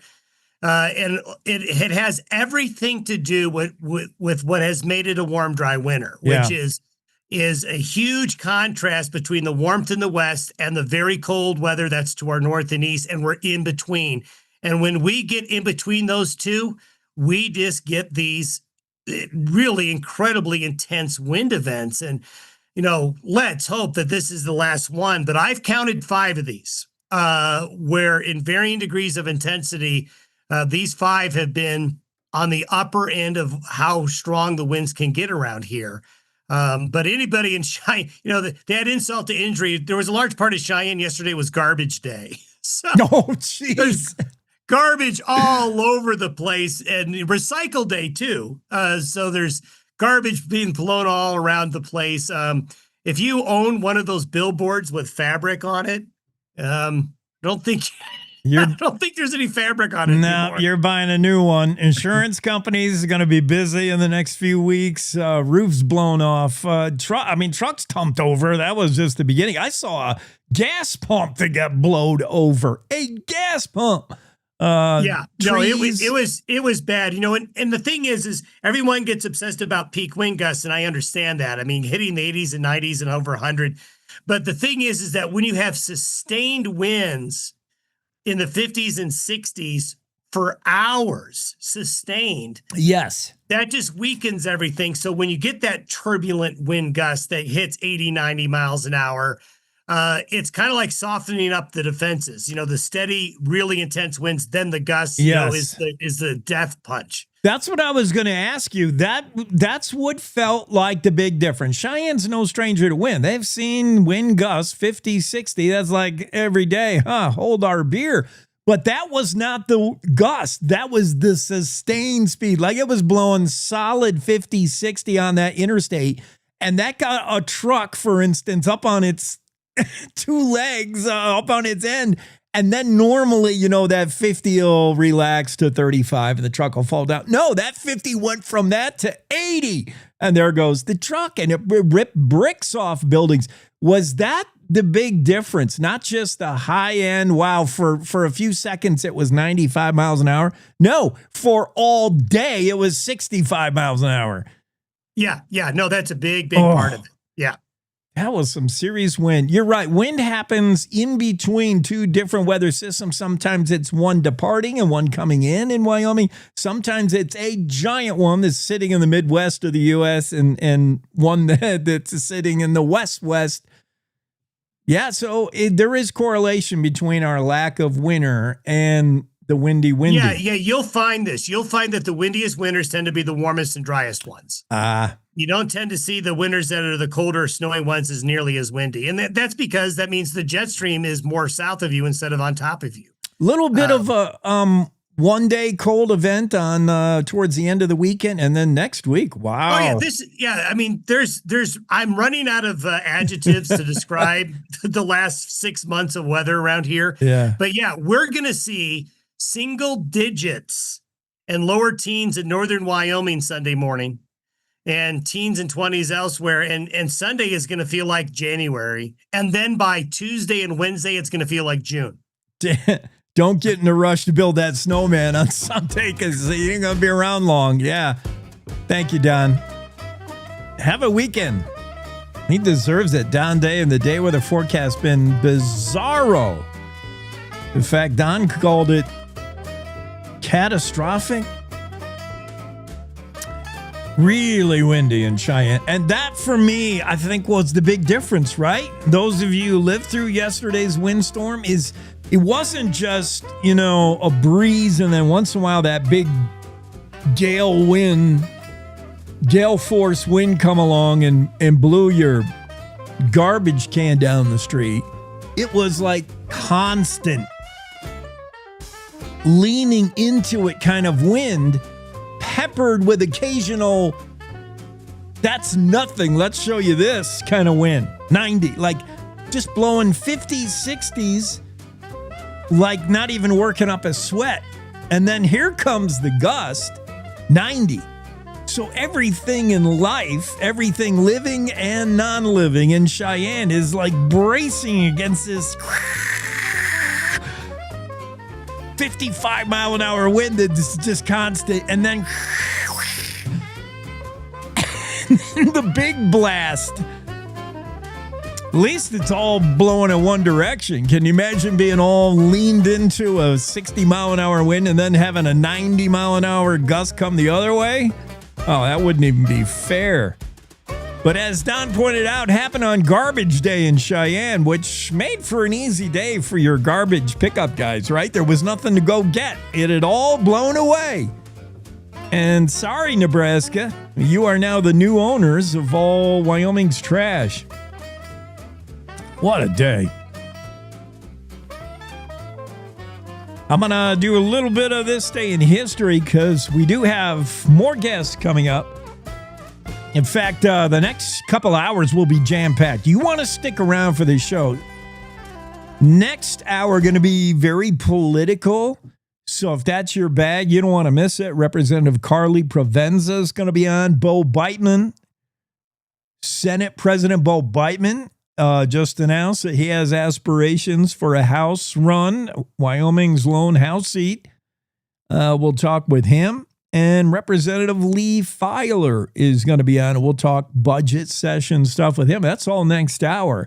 Aaron Brown, Wyoming. The final hour is going to be mostly wind as we'll check out Aaron Brown. What happened to... Michael's going to be on this hour. That's right. We're going to talk some wind with Michael. He's a meteorologist with the National Weather Service based in Cheyenne. He'll be up here in a minute, and we'll talk wind with him. Final hour is Aaron Brown, Wyoming Highway Patrol. Find out how many calls they answered yesterday in the Cheyenne area. 1 million. I mean, they were everywhere. Craig Kwiatkowski, he is the... outfitter, the fly fisherman who took clients down the North Platte the other day, and one of them caught a muskrat. It doesn't happen very often. I don't know what net you use for a muskrat, but it's probably different from the one you'd scoop trout out with. Craig says he's seen muskrat get snagged accidentally, but he's never seen one hit a lure on purpose. Muskrat fishing in Wyoming with Craig. And Korbin Dewitt will close out the show. He's just a next-gen inventor that's the kid's pure genius. And he's come up with yet another incredible invention. We're going to talk aerospace stuff with Korbin Dewitt in the final hour. So a lot coming up. That's why we're going to do right now this day in history. I usually just stick it in wherever we can fit it. And we can fit it here. Uncle Sam, the cartoon character that we all know, with a big hat, red, white, and blue, kind of got a Kentucky Fried Chicken look going on, the Colonel Sanders look. Uncle Sam made his debut as a cartoon character for the very first time on this day in 1852. That character, that cartoon appeared in the now defunct New York Lantern. March 13th, 1852. 1884, Standard Time was adopted throughout the United States on this day. In 1908, on this day, an American car reached Evanston in a New York to Paris race. The early automobile era saw some spectacular races and long endurance efforts of this kind. At the time, highways in the region were, you'd be hard-pressed to even call them a highway, at least out here. They were dirt roads. These cars, I got to say, were made tough.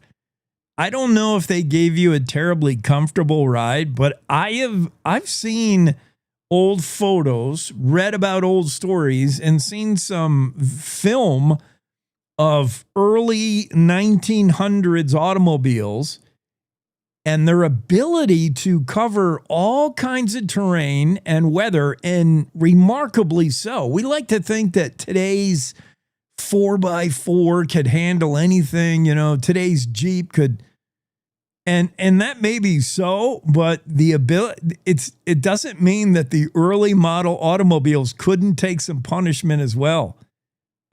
I've seen them driving places I wouldn't bring a rental. And that was just regular because there wasn't any roads. I mean, Henry Ford jumped the gun. He's like, I've invented the car. Well, Mr. Ford, nobody has invented roads yet. Currently, we just have some 2-track paths that horse and buggies go on. We haven't thought about roads. Did you give that any thought? Ford probably said, it's okay. My cars, they don't need a road. An American car reached Evanston in a New York to Paris race, which begs the question, how do you get from, assuming this is not Paris, Texas, these cars weren't so tough they could drive across the Atlantic Ocean. I'm fairly certain. Anyway, 1918, the Ohio Oil Company commences drilling a well that would become the first Lands Creek area producing oil well. It would later be known as a prolific oil-producing area. The Lands Creek Formation, the whole play under Lands Creek, Ohio Oil Company commenced drilling a well on this day in Lands Creek, 1918. Let's jump ahead 100 years. 2018, the Casper City Council votes to keep Casper Park along with a historic site, Fort Casper, open all year long.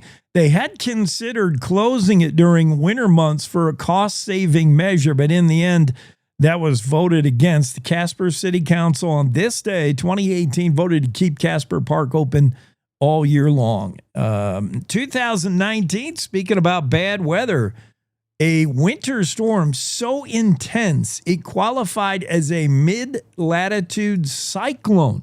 Hit Wyoming, shutting things down in the southeastern part of Wyoming. Governmental aid entities all over that region, all over the state, closed due to massive winter storm.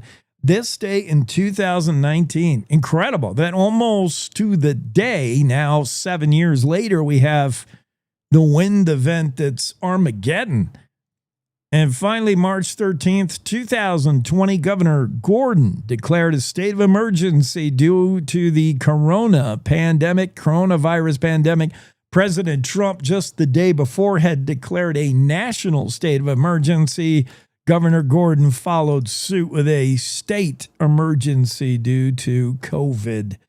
Ooh, and those days pretty much behind us, but what a time to live. All those things happen on March 13th, which falls this year on a Friday, making it the second consecutive Friday, the 13th. Just the way the calendar works today. Will Rasmussen, he's working in the rodeo world. We'll see what's going on with the Western Ag Network.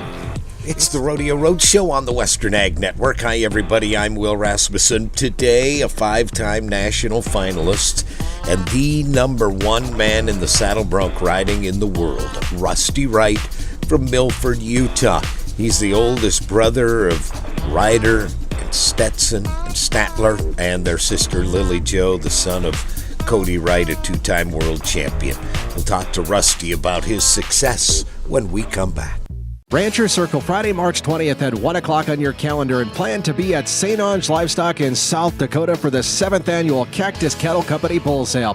Offering 53 coming 2-year-old registered bulls, born, raised, and developed at the ranch, built for calving ease and real-world functionality. If you're keeping replacement heifers, these are genetics designed to leave daughters you'll want in your herd for years to come. View catalog, watch videos, or bid live at dbauction.com or visit cactuscattleco.com. Grounded from Helena is a powerful adjuvant that can take your herbicide application to the next level. It reduces AI loss from UV light and off-target movement while improving deposition and absorption. All to help you unleash precision in every spray application. Spray smarter with Grounded from Helena. Always follow label instructions and check registration before use. Contact your Helena representative to learn more. You know, Rusty, when I talked to you last summer in Greeley, you just look different. You're in a good place, it seems. Yeah, I really am, and I feel different. It's starting to become more normal to me, but I was there when I seen you last, it was kind of the start of it, and I was like, I'm not used to feeling so good, and my mind was in a good spot. Well, same as it is now. I just, I think I was like a little hesitant about how good I was feeling. I'm like, how long is this gonna last? The kind of a deal. But now I'm like, this is my new normal, so I'm ready to rock with it. What's different? I mean, why are you different in your opinion? I think I think I'm doing the things that I believe that it takes to win, for me. And I'm really believing that, I believe I deserve to win, and surrounding myself with great people, and my wife, she believes in me. And it's a real amazing thing when somebody truly believes in you, and you can feel it, especially your wife. It makes you feel like you can do anything. I literally feel like I can, if I feel like she's believing in me, I feel like I can do anything. The #1 saddle bronc rider in the world, a rusty ride of Milford, Utah on the Rodeo Road Show. I'm Will Rasmussen on the Western Ag Network. This is the Cowboy State Daily Morning Show with Jake. Yes, it is. Just a reminder, a heads up, Governor Gordon was to be on in this time frame, this time slot, but the governor not feeling up to it. We're going to move him to early next week. We'll check in with Governor Gordon. Certainly we'll talk about the close of the 68th legislative session, how he felt it went, not too far off his suggested budget, even though it took a little effort to circle back around and get there.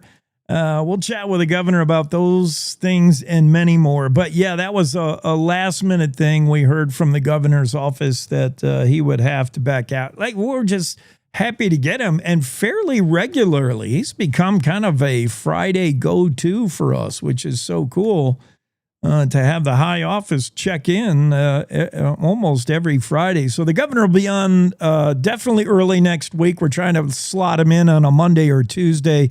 But no Governor Gordon this time around. We will go to weather guy, though, Michael Natoli, National Weather Service out of Cheyenne. He'll talk about why we got those winds and when they're going to go away and how they happen and whether they're truly record-setting. I'll give you this heads up. Michael saw these winds coming 3 months ago. He noted a high amount of wind gusts back in December, January.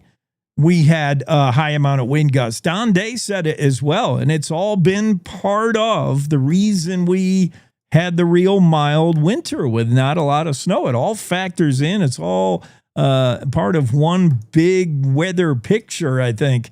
Michael's going to be on next right after we take this quick break. News happens at any time, any place. That's why at Cowboy State Daily, we're dedicated to the stories that matter, with reporters stretching from your hometown across Wyoming and beyond. It doesn't matter if it's happening in Yellowstone, the capital in Cheyenne, or the most remote slice of Wyoming. With over 150 years of combined journalism excellence, if it affects Wyoming, it affects you, and we've got it covered. Upstream from the herd, we're Cowboy State Daily. You're listening to the Cowboy State Daily Radio Network. You know you don't have to wear your PT gear anymore, right? It's comfortable. So how's civilian life treating you? It's fine. When I got out, I didn't want to admit that there was anything wrong because I felt like a failure. And then I realized, there's nothing to be ashamed of. So I started talking to someone. Maybe you are fine, but if you're not, it's okay. Thank you. If you or a veteran you know needs support, don't wait. Reach out. Find resources at va.gov/reach. Logan Wilson here at the M Building in Casper, Wyoming. They do more than just support businesses and private events. They support nonprofits by offering reduced rates to help the community thrive. The staff here at the M Building have been incredible in helping me organize a fantastic event. They are great partners for those who want to make a positive impact on the community. Come check out the M for your next event.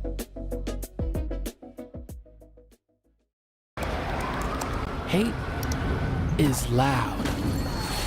It gets clicks. It gets attention. Hate, however, is actually quite small. But love, Love is the majority, filling up something far more important than any feed.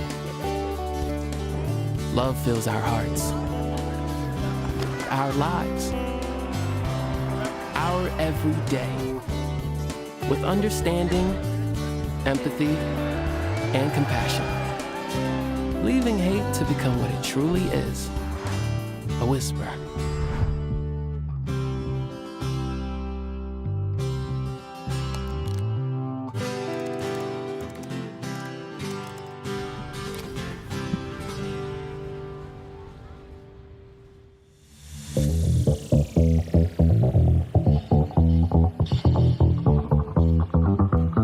Cowboy State Daily Show with Jake on a Friday the 13th, second consecutive. If you're counting, that's got to mean something. We're just living under a whole bunch of bad luck. Yesterday, you were in the southeast part of the state. That was the kind of wind that's why they invented the emergency brake on your truck. Leaving it in park in the driveway probably wasn't good enough. It's no longer there. You'll have to ask your neighbor if they've seen it. It was wind, Michael. Michael's with us, National Weather Service out of Cheyenne. Is it Michael Natoli or Natoli? Natoli. Michael, I mean, I get sensationalized about weather. I say this is the driest winter on record, and Don Day always gets mad at me. But can we be sensational about this event? This is insane. I think you can for this one. This is actually not really our typical wind event across the area. We're pretty used to some strong winds, but this was an exceptional one. We actually hit 92 miles an hour yesterday at the Cheyenne airport, which was the strongest wind gust we have ever measured at that weather station.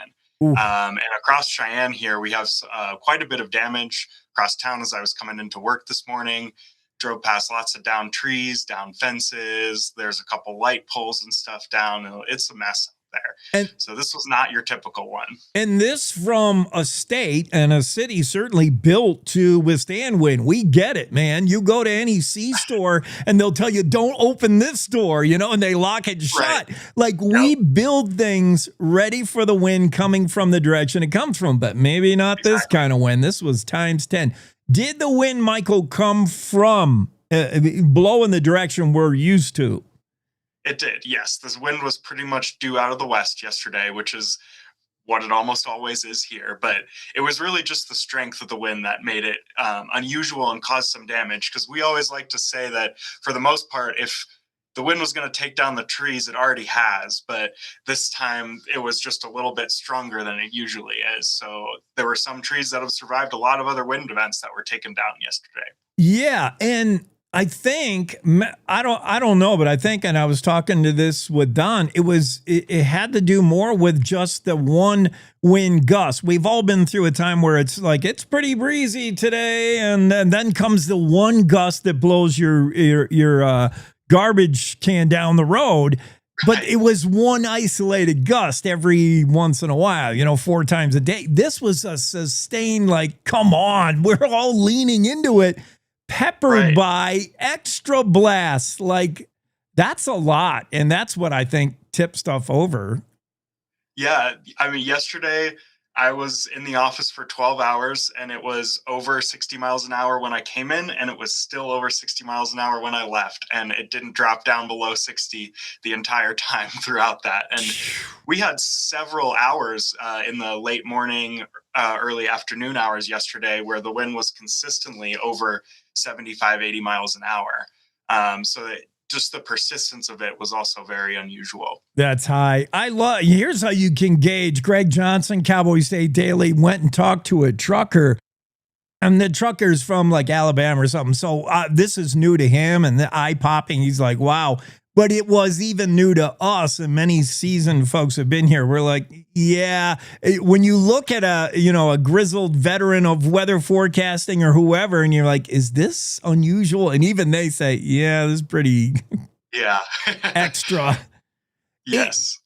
Now, does this have anything to do with, because I heard you talking about high winds back in December, back in January, when we were all waiting for winter. We're checking our calendar. We're like, where's winter?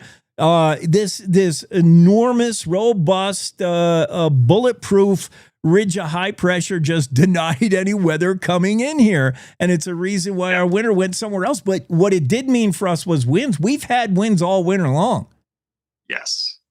Yeah, this has been a very unusually windy winter, even by our standards. We have had, this was probably the most impressive event of the season, but we've had 6 or 7 events that are normally at that magnitude that we only see 1 or 2 of a year. And we've had probably 6 or 7 of those this season. And it's just been relentless. Once every 2 or 3 weeks, we've had widespread, 70 plus, couple gusts over 90 across the area. And it's a little tiring. I'm a little tired of it. Well, I'm ready for some snow personally, but meteorologists usually end up blaming the weather on the oceans. This is one of the laws, probably. Is this La Nina doing something? Sort of. In a few ways, yes. In a few ways, no. There's so much in the atmosphere that affects our weather. La Nina is just one of those pieces. We have La Nina is strongly correlated with a lot of wind for our area in the winter season. But even amongst La Ninas, this year kind of stands above some of the others. For example, last year was also La Nina. And while it was windy, it didn't get nearly as significant as what we saw this year. So it was wind combined with that bad luck, or good luck if you love wind and warmth. But that ridge, as you mentioned, just parked over the western United States. And we were kind of just outside of the storm track. So all of these storms bring all of their snow and everything to the north and east, and we just get the windy side of it. So many ways, weather is just, weather is extremes that we remember as extremes. But when you take it over a long period of time, it just turns into averages and means that don't look that impressive. But man, we're living through a time of extremes, are we not, Michael? Let's talk about this past winter that wasn't. Cheyenne hit a record 65 degrees on Christmas Day. We'd never been that warm. Yep. Yeah. And if you take the winter as a whole, so December 1st through February 28th, we did end up the warmest winter on record for Cheyenne, for Laramie, Rollins as well, and the state of Wyoming as a whole. And it's not only this year. I've seen, going past, like, say, 2023. That was not that long ago. That was one of the wettest summers on record. It pulled us right out of a drought almost in one season. Yeah. That came after a very, very different winter from this year in 22-23, a very severe winter across the state, and then a very wet summer. But yeah, we're getting the complete opposite this year with wasn't quite the driest, but it was the warmest on record for the state. We don't have to go too far back. June of 2025, when a rare-ish tornado appeared. We have tornadoes down in that part of the state, southeast part of the state, but I think this one was different. It wasn't like one of those spout deals. Like, you explain it. There was a tornado in June of last summer. Let me see. We had a couple severe weather events last year. I'm not sure if I remember the exact event you're talking about. We did have, there was one day where we had a couple in Laramie County, I think. That might be the one you're referring to. But I have to refresh my records on that one. I just looked up. I remember a quote from you saying that was an atypical tornado. Like, we do have tornadoes. They're of a certain variety. This one was more like what you would see in tornado countries or something, or tornado areas. Yeah. Like I said, I don't remember that specific one, so I'm going to have to go back offline to check on that. So I don't really remember right now, unfortunately. Michael Natoli, Cheyenne National Weather Service. So when it was Christmas and you saw 65 degree and that beat an old record by a good 4 degrees, like, we were crushing some high temperature. The highs for the day across the state for much of Christmas, or for much of winter, were double-digit higher than normal. Almost all winter. Probably the warmest winter in the state. Yes, it was indeed the warmest winter on record for the state of Wyoming. Yep. All right, we're going through that, and you got to be thinking as a weather guy, I mean, we're never going to top that. I mean, then could you have predicted... Yeah. This is going to be a hard one to top. Yep. 94-mile-an-hour winds that are blowing big trees over, blowing roofs off of houses, and truckers, forget it. You don't stand a chance.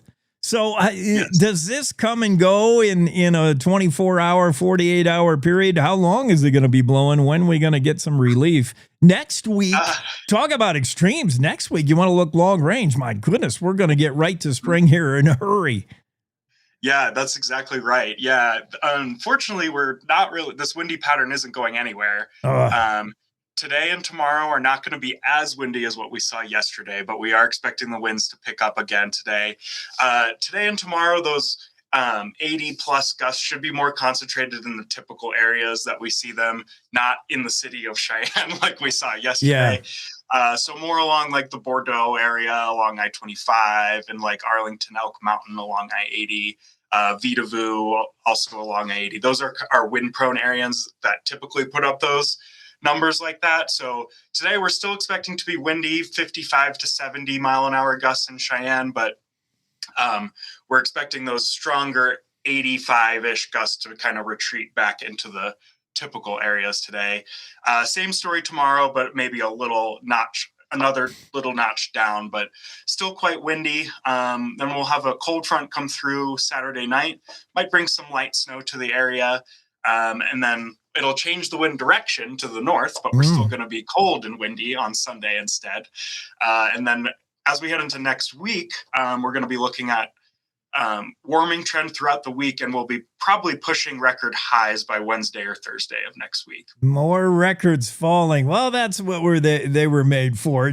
Records aren't going to last forever. Michael Natoli joins us, National Weather Service, based in the Cheyenne office. I think one also thing to note about yesterday's peak winds is Cheyenne, was off the chart. Congratulations, you win, Cheyenne. 90s. Yay, that's not the record I wanted to break. But we saw wind almost everywhere, across the board, Montana, Idaho, places, Cheyenne's 94-mile-an-hour wind is Lander's 60. I mean, they don't typically get wind like we saw wind everywhere, didn't we? Yeah. We've been talking a lot about Cheyenne just because that's where we are. That's where a lot of the damage occurred. But the highest gust measured across the area yesterday was 109 miles per hour. A little bit south of Chugwater, and all around Chugwater, which kind of ended up the epicenter of this. We had a couple gusts over 90, and then that one up to 109. Laramie was gusting over 80 miles an hour. It was consistently over 90 along the interstate between Laramie and Rollins. We had gusts over 70, close to 80 up north Wheatland towards Douglas as well. So really all across the state, it was very, very windy. So widespread event and a pretty high end event as well. Yowza. Can you imagine if there was snow involved as well, or snow down visibility? At least with the temperatures we saw yesterday, it probably would have vaporized that snow pretty quickly. But yes, had there been any blowing snow, that would have been a big concern. But we did see the blowing dust because of how dry it's been. And there was a lot of dust. We ended up issuing a pretty rare dust storm warning around Laramie and into Cheyenne yesterday, which is not something we do very often. And we were getting reports out of around Laramie is where it was worst, where there was near zero visibility and blowing dust and really dangerous conditions for those traveling out in that area. Man, oh man. This red flag warnings in February, dust warnings in March. It's been a different kind of winter for sure. But yeah, Wyoming gets wind, but maybe not wind like that. That was a little extra. Michael Natoli even says so. Thanks, Mike. I hope things chill out a little bit. But yeah, I'm sure there'll be some. Next week, we're going to get you on to say, was it really 80 degrees in Cheyenne the other day? You watch. We'll see. All right. Have a great weekend. You too. Thank you. Cowboy State Daily Show. It's Michael Natoli, Cheyenne-based National Weather Service meteorologist. And Yeah, even he will say that was a little extra when it comes to wind in a state that knows wind. We invented wind. But that was kind of over the top, man. Trees down. Here's my photo. I said I was going to look for this. Here's my photo of a gas pump blowed over. I think of all the things that might flip over, gas pump is not one of them. Imagine you're just fueling up and that gas pump blows over. Golly, that's extra. And the trucks, I saw many videos. Here's Idaho. Wasn't just us, by the way. Here's a video of conditions in Idaho, near Idaho Falls, and this is the dust involved. And visibility was like nothing, man. You couldn't see for the dust. Yeah, wind does bad things. Wind pulled bricks off of buildings. A lot of trees went down. That was some kind of event. We're still trying to dig out from it.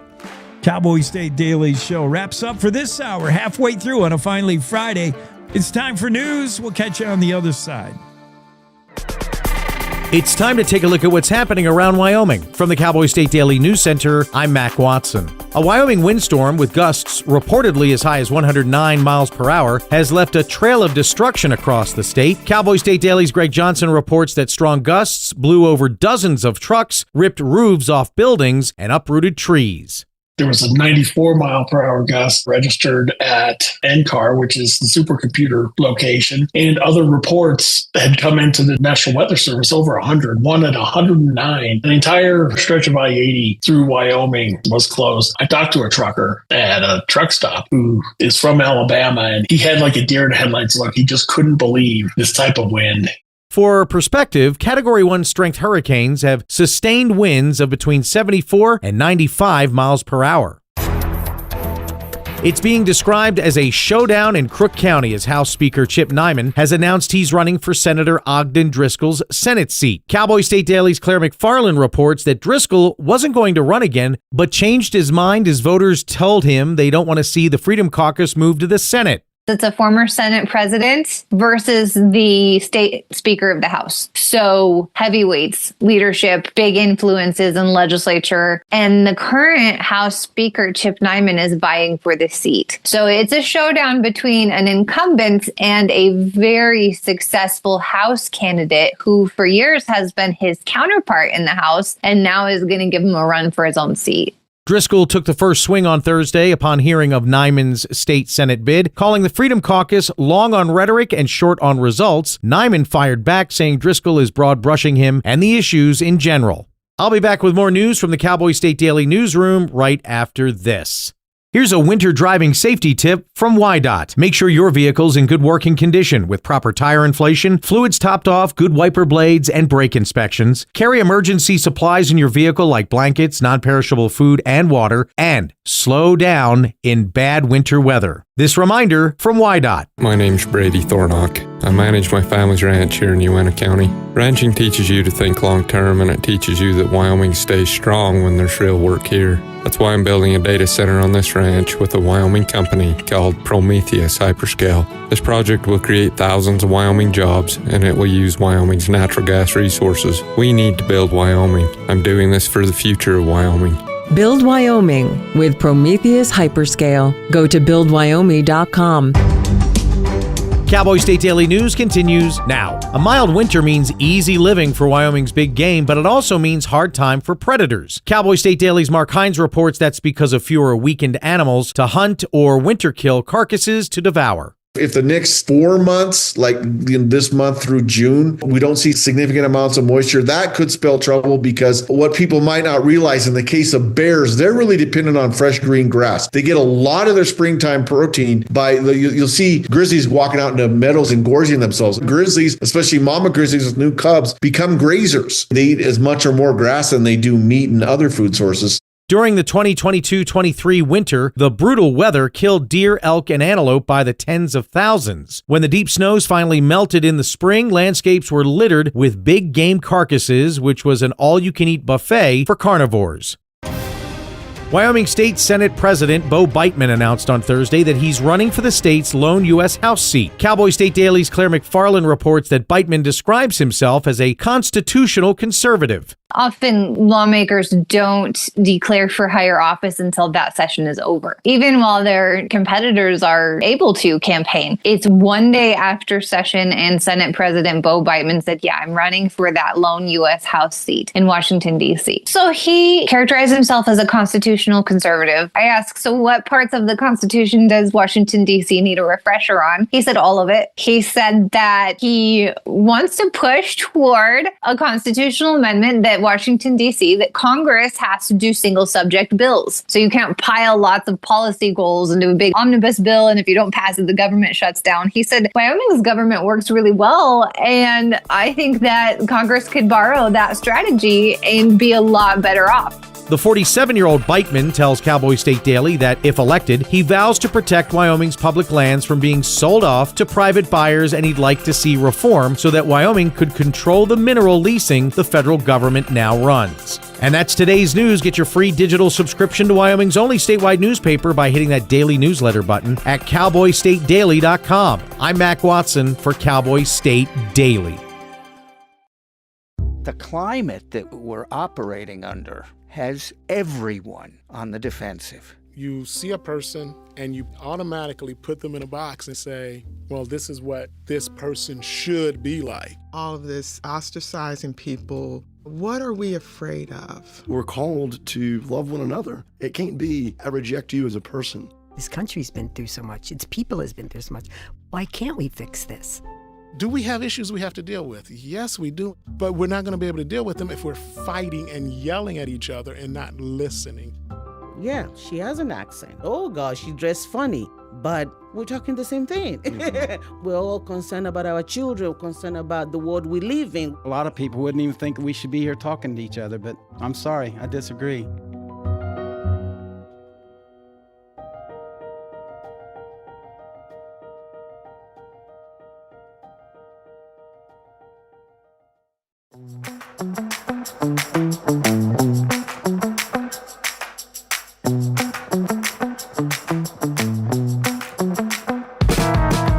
Cowboy State Daily Show with Jake and its representative Karlee Provenza on.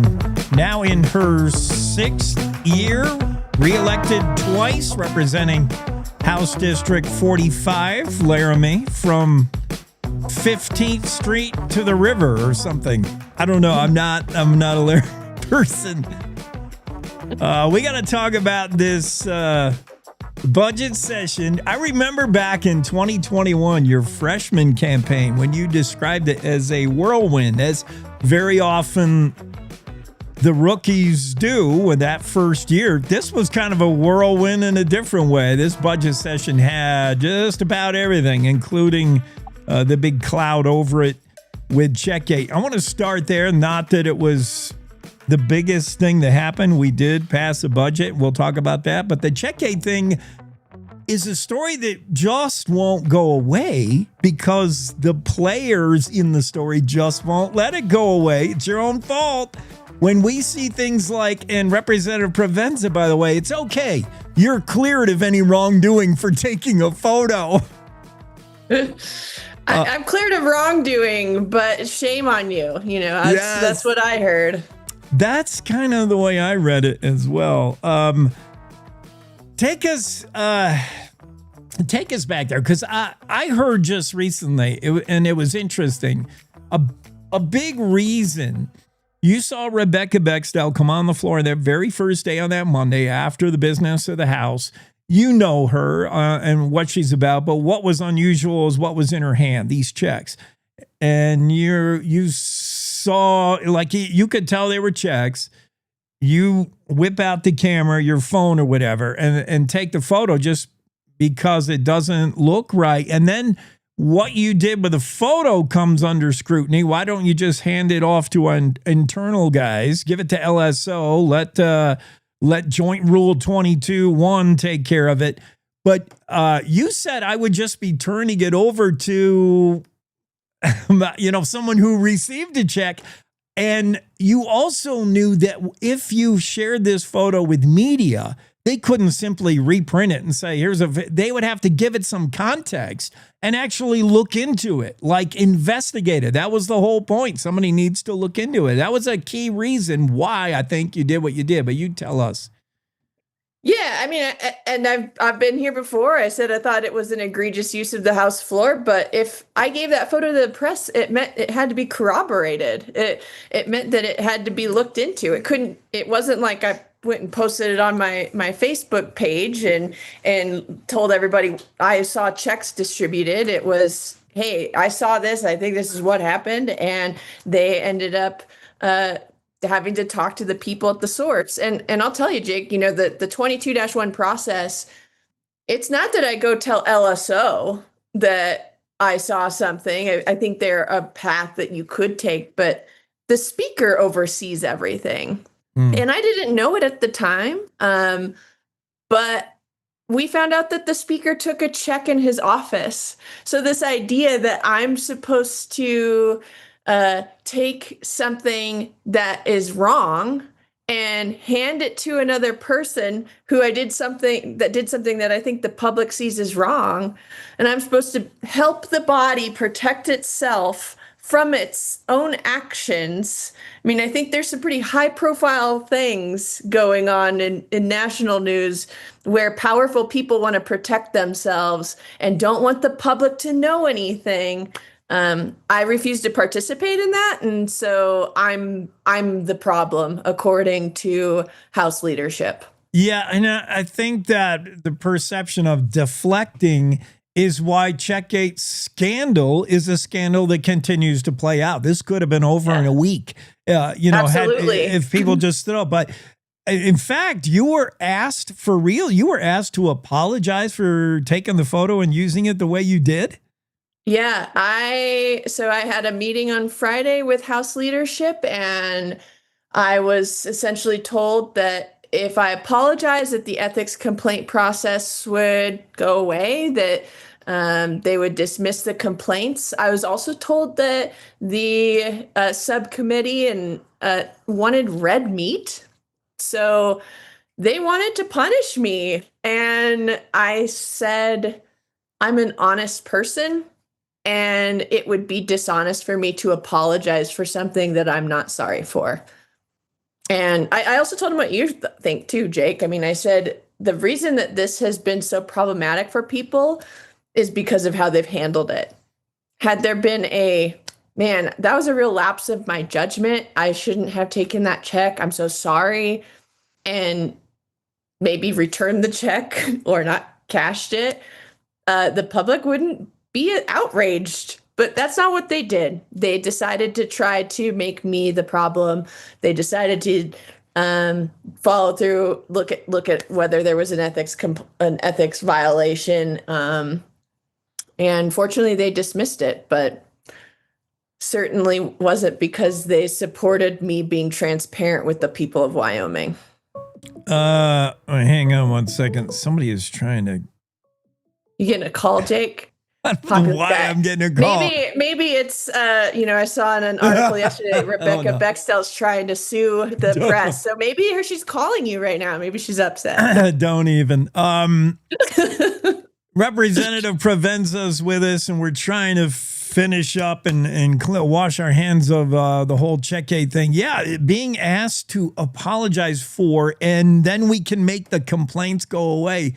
That still, it shows me people still don't get it. And no one's taking a high road here.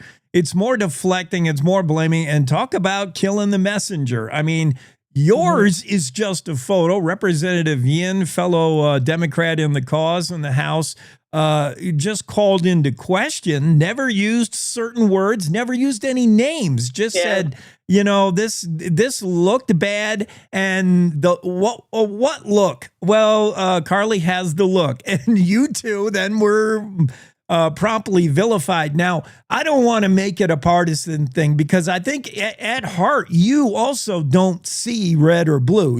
You're outnumbered in the House when it comes to Democrats and Republicans. But for the most part, it's not party. It's policy. It's for you. But do you think the target is kind of extra hard because you and Mike are Democrats? I don't know. I think that they probably would have been as angry at many of my Republican colleagues. I mean, this is how people react when they feel power slipping through their fingers. And that's what this is doing, because I think it's mobilizing the public. And so I think anybody that challenges power in the way that we did would have received some backlash. And I don't know that it has to do with party as much as it has to do with the fact that they don't like what I did, and they see me as effective, and they wish I wasn't. Anything you would do differently, having to have it to do over? No. I would have them do a lot of things differently, but they didn't. And I am grateful that I had the foresight to think about, I love this institution. I love Wyoming, and I want us to be better. And what I saw was the worst of what we are. And I think we can only get better with some proper medicine for what is wrong. And what is wrong is taking checks on the floor and how we fund a lot of things in Wyoming. I mean, politics has changed during my time. And it's part of why the public doesn't trust us and why they don't like us sometimes. And we need to be better. And this was an act of love and accountability. Love doesn't always feel good, but it's important. Every time you get a chance to speak to media, I hear that resonate. Love and respect for the state, and what happened on the House floor was a violation of all of that, of everything the state stands for. Let's talk about the budget session. We got there money-wise. Are you fairly satisfied of the House? The majority House being the Freedom Caucus, making a lot of noise about coming in with a budget that was going to be far below the governor suggested, which was already kind of tight. And we ended up kind of right there, but we did see some cuts. What did you see? I know maternal health care, mental health care is important to you from the way you grew up. What did you like? What did you not like about what we ended up with dollars-wise? Yeah, I mean, I'm grateful that we put a lot of money back in, thanks to the Senate.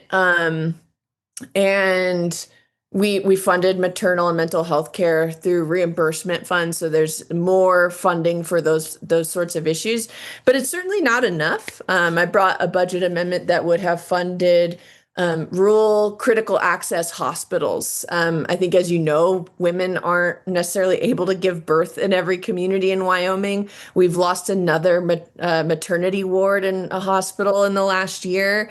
And so I brought funding so that we could try to keep women from having to drive on I-80 in winter and give birth on the side of the road. But that did not pass. And so I think we have lots of work to do in that area. We have lots of work to do to keep young people here.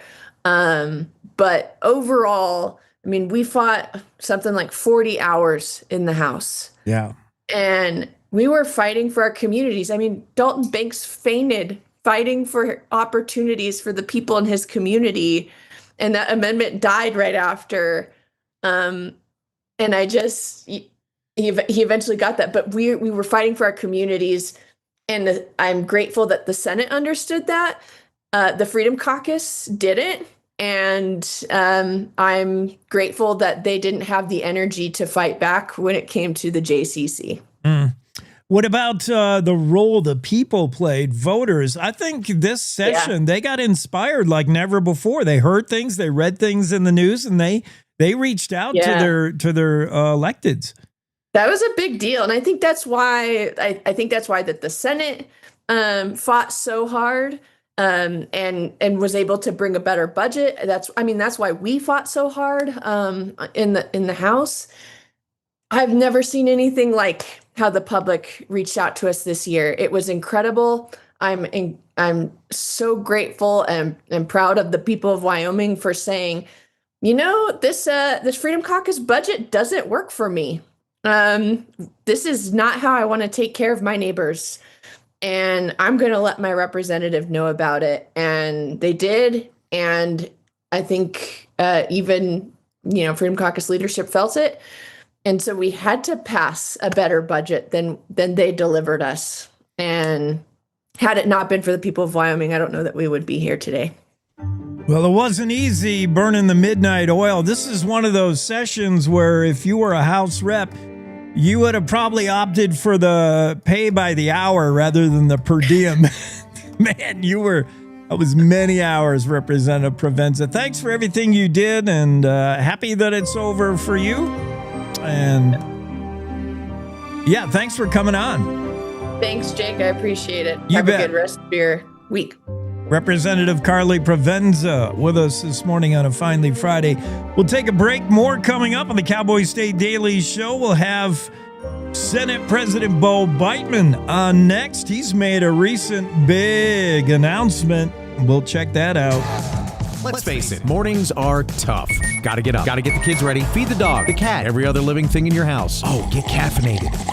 It's a lot of work. It's a lot of work. But you also want to be informed, catch up on what's happening in Wyoming and the world as well. Hear from the newsmakers of the day. That's why Cowboy State Daily has The Morning Show with Jake. Jake Nichols talks about the news you care about, not some ponderous, overwrought, inside the Beltway show that's syndicated out of New York or LA. You want the news that's going to affect you and your life. Jake interviews not only the newsmakers, but the deciders, the people who make the decisions for the future of Wyoming. Plus, you'll hear the stories directly from our award-winning reporters from Cowboy State Daily. So make sure you start your day off the Wyoming way with Cowboy State Daily's Morning Show with Jake Nichols. Monday through Friday, 6 a.m. to 10 a.m. Stream it on our homepage. Watch it on YouTube. Cowboy State Daily's Morning Show with Jake.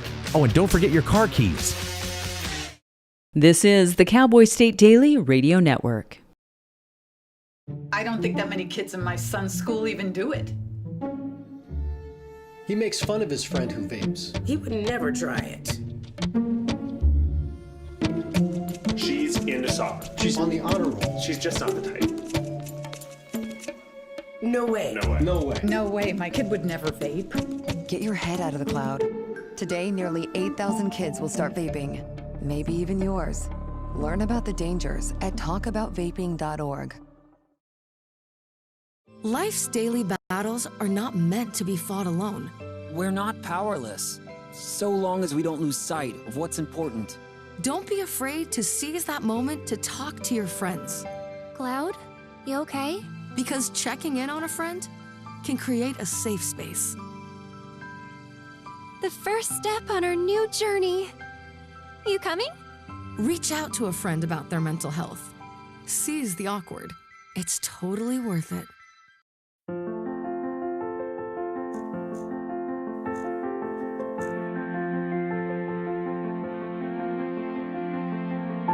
There are a lot of words I would use to describe my daughter. Kind, strong, hilarious. When I think about how much she's experienced in her life, on a journey that we're now on together as a family, I'll make you something to eat, okay? we can't help but be inspired by her every day. Hey, Mom, we're about to start the movie. Oh, yeah, I'll be right there. Okay. So really, we're the lucky ones. Learn about adopting a teen from foster care. You can't imagine the reward. Visit adoptuskids.org.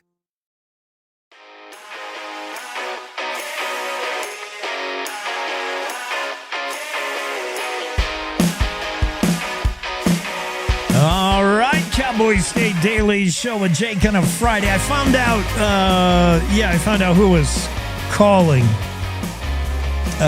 Senate President Bo Biteman, who recently announced that he's looking to make a run at the U.S. House seat vacated by Harriet Hageman Senator Beitman's running a little late. He's stuck with some bad road conditions and weather, and Friday the 13th, it's going to get us all. It's probably wind related, I'll tell you that. So that's fine, Senator Beitman. I'll keep an eye out for you in the Zoom room. If it's too late to get you on, we're going to just push you to next week. No problem. We just going to roll with it. I get it. Man, we've all been there where we're in the behind the wheel and we're like, I wish I could get there faster, but weather, traffic,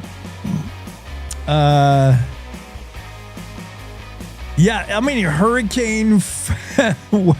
What else would you expect? Friday the 13th, the day after hurricane knocked down half the state. I know. It's just crazy. So we'll keep an eye out for Bo Beitman. But definitely, you read the story in the Cowboy State Daily. I think Claire McFarland had it right about the president of the Senate, Bo Beitman.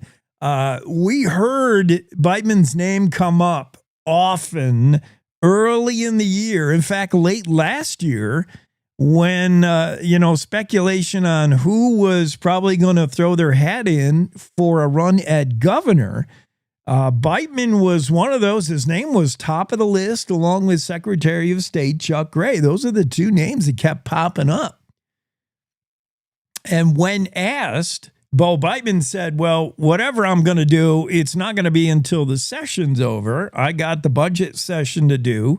I was elected to be a state senator, and I'm doing that gig right now. So you're not going to hear any news out of my camp till the session's over. And one day after the session ended, we finally hear, and it was not the governorship, may not have been all along, although we'll ask Bo whether that ever entered his mind. But certainly once Cynthia Lummis declared she was not going to re-up for her gig at the Senate, that moved Harriet Hageman out of her seat in the House, in the Congress, the House seat. And then, boy, the flood of entries come in for Harriet's seat, starting with Secretary of State Chuck Gray. I think he was first on it. And the speculation that he maybe had his eyes on the governorship, primarily because of the friction between he and the governor. At one point, I think many of us armchair politician quarterbacks looked at Secretary Gray and said, he's just in such defiance of the governor in so many areas. He's so anti in so many that he must have his eye on that post. But I guess we were all wrong. Secretary of State Chuck Gray announced he wanted a U.S. House seat. So too, not long after that, Reed Reisner declared. Jillian Balo's in the race, and two former military Army guys are in there. David Geralt and I'm missing one other. Let's see. Claire McFarland's story. Bo Beitman announces, 47-year-old. A lot of the things that he says inspired him to run, a lot of the things that are going to be his campaign platform, I like what I hear. You decide if you like what you hear. Yeah, David Geralt, Kevin Christensen, both announced bids for GOP nomination in recent days. David Geralt was just here in Jackson not long ago. I missed the chance to catch up with him face to face, but we have had him on the show. Jillian Balo's been on the show, former Wyoming Superintendent of Public Instruction. She's been on here in the recent past. We've had Reed Reisner on. Definitely when Reed was making a pitch at TikTok, and then we've had him on since. He's a player, Casper businessman. Does not bring the political experience. Some count that as a plus. Some might count it as a minus. And then Secretary of State Chuck Gray. is running, and he got an endorsement from State House Speaker Chip Nyman, and Chip Nyman in the news for declaring that he wants to bump up to the state Senate, make a run at Ogden Driscoll's seat. So, oh my, how the political tables turn in the drama that is politics right now. And for me, all ramped up after Cynthia Lummis made that declaration. I don't know that anybody saw that coming.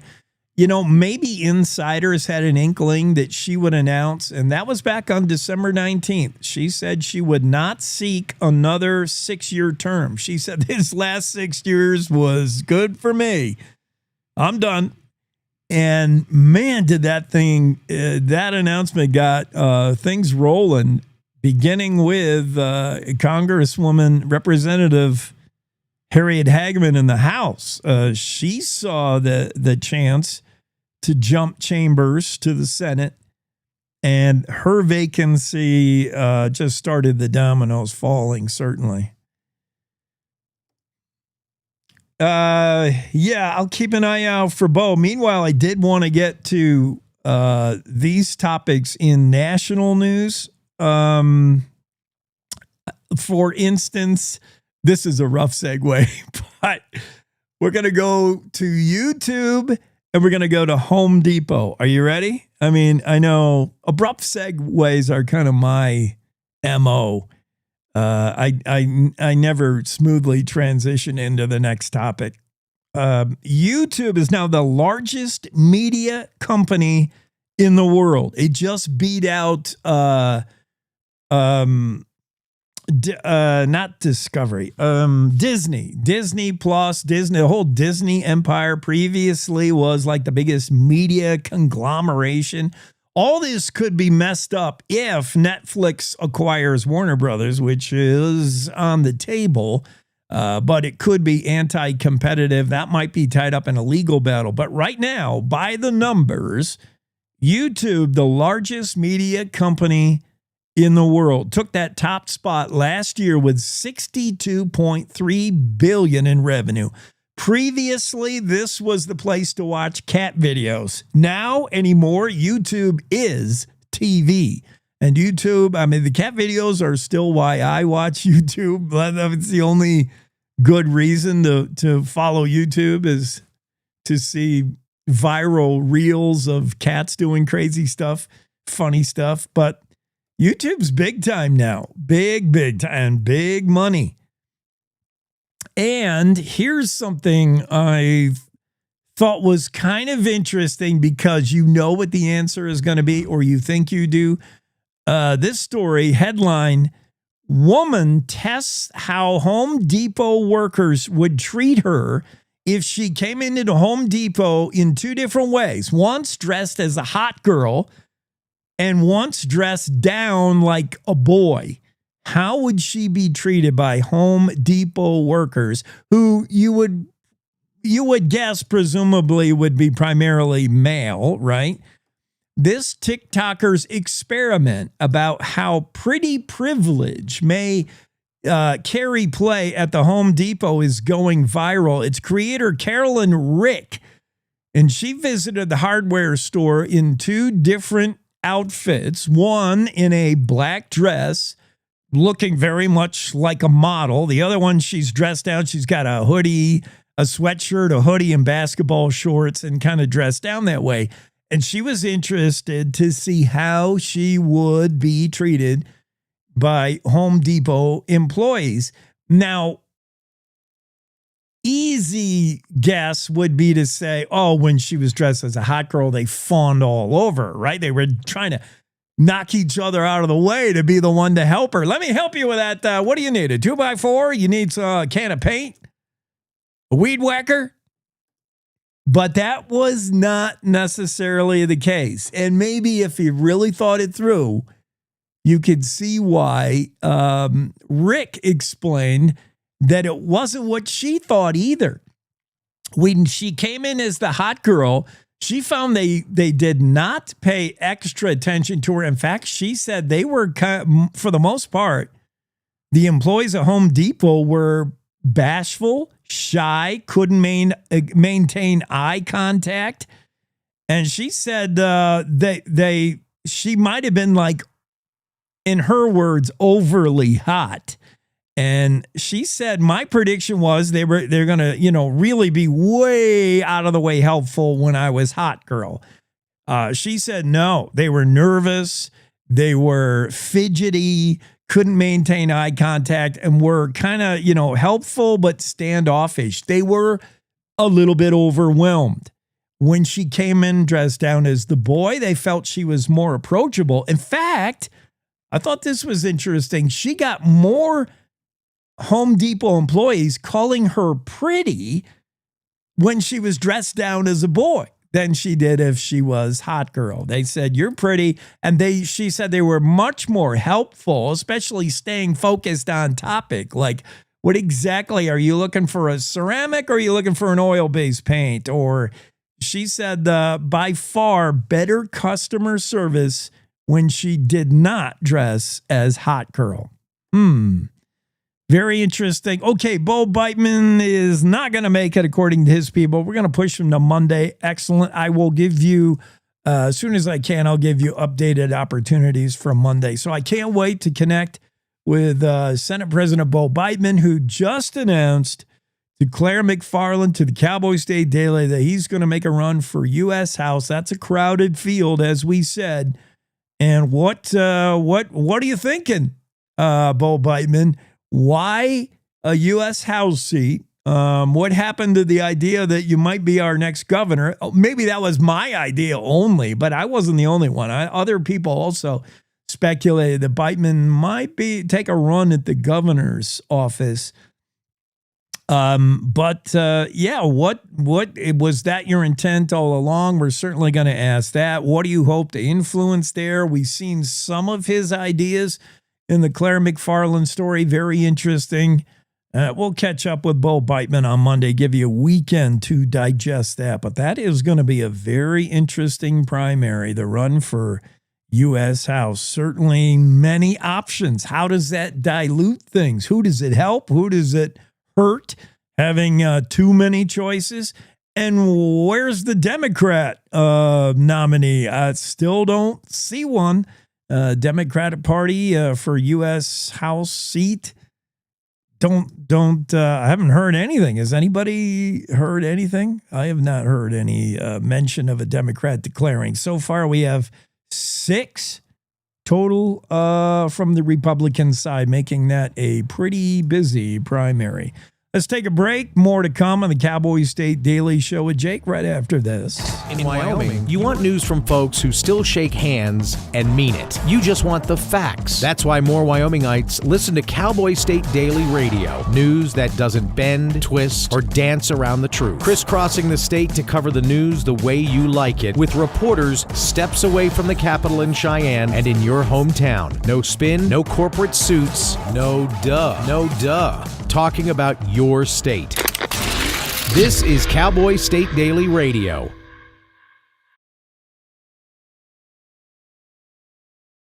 You're listening to the Cowboy State Daily Radio Network. Who can you turn to for news you can trust? Your local TV and radio broadcasters. You trust us to keep you safe during times of crisis and to deliver the weather, sports, and entertainment you rely on every day. We bring you the facts you need to make decisions that matter. And as misinformation floods social media, you can trust your local stations to deliver the truth. Text TV to 52886 and tell Congress you rely on your local stations for trusted news. You handle the healthcare, we'll handle the marketing. In need of a spark for marketing your medical practice? Bloom Studio provides creative and strategic healthcare marketing that illuminates the path to bigger and better experiences for your business and your patients. We specialize in branding and design, social media, website design, SEO and SEM, not to mention content creation, public and media relations, and marketing metrics to ensure you're getting results. If you're looking to increase your patient engagement and retention, enhance your community impact, and streamline your marketing efforts, our team is ready to help you achieve your goals. Contact us today and learn more at loomstudio.com. I'm Chris Jakimick. I served in the United States Air Force and I deployed 3 times.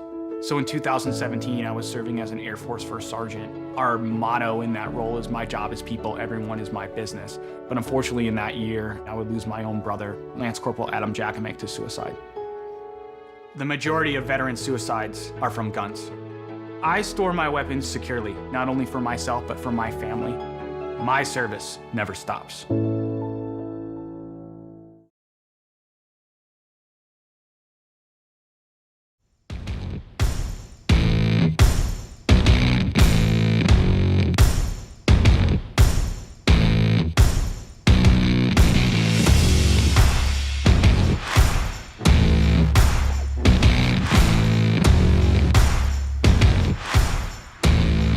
All right, let's get back to it on the Cowboy State Daily Show with Jake on a Friday, the 13th. And we get to Representative Lee Filer. We're going to talk about that 68th legislative session, the budget session that wrapped up. We did get there. Took a little bit. Representative Filer took a lot of it if you were on the House side. How's everything? How you holding up after that marathon? Well, Jake, it feels good to get back to work. My normal day job. Yes. Does. But it was definitely a long session, definitely a lot different than the first time I was there. So I'm reading a little bit when it comes to the budget. I'm reading a little bit of your thoughts in a letter to the editor, something you crafted on your own. It talked about, frustration over how just a few tried to carry the water for the many when it comes to declaring budget, especially budget cuts. Representative Filer representing District 44 out of Laramie County. The gist I got was, the Appropriations Committee declared how it was going to go, and that's like a handful of people. And meanwhile, there's a body of the House and the other chamber as well. But in the House, you're like, wait a minute, let's all get a vote here. Yeah. And, I sent that out because it just seemed like, when we think about the process and the governor presented a budget, Jake, and it was pretty lean. And we also got to think about how the pass-through dollars come from, that are appropriations from DC coming to Wyoming. All these different things that come into play. And then you had about 5 members of the House Appropriations Committee just keep getting up and saying, resist this, and not giving any feedback on why. Like, why did we go down this direction? Were these questions asked? What are the answers to this? Can they still operate? All the different questions come to play. And I just don't think that was right for 580,000 residents of Wyoming. We all get sent there to have a voice, to work this budget. And, just to have 5 people say, no, you can't do this. No, you can't do this, was just not the right way to go. Yeah, it was the few attempting to control and coerce the many, but it was the drastic cuts in you got a feeling like, why did anybody crunch the numbers? What is the point of cutting this? What is the point of cutting that? Did you actually look at a spreadsheet, or is this retribution? Is this personal targeting? Is this? It didn't feel like the math didn't math, like the cuts were according to there's overspending, or what will the cuts do if we do make the cuts? They were just cuts, like deep. For what reason? I can't speak for them, but my personal feeling, Jake, on that, I think the biggest cuts were just to say, hey, look, we're the true conservatives. We want to cut government out of every aspect of our lives. Government don't belong here. So sorry, we're not going to fund these programs or these problems that we have and we see in our districts.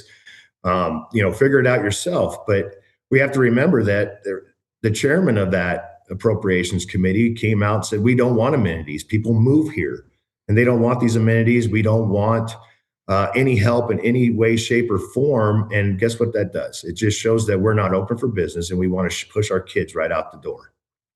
What about the process, Representative Filer? We're talking about the way the Senate went about it, which is the more traditional way. Take what the governor proposes for a 2-year budget and tweak that, redline that. I would say add to it, but not in these times. Just decide what it is that might be a little bloaty and put a line through it. The House went about it a different way and got to basically the same answer, but it took a heck of a longer time.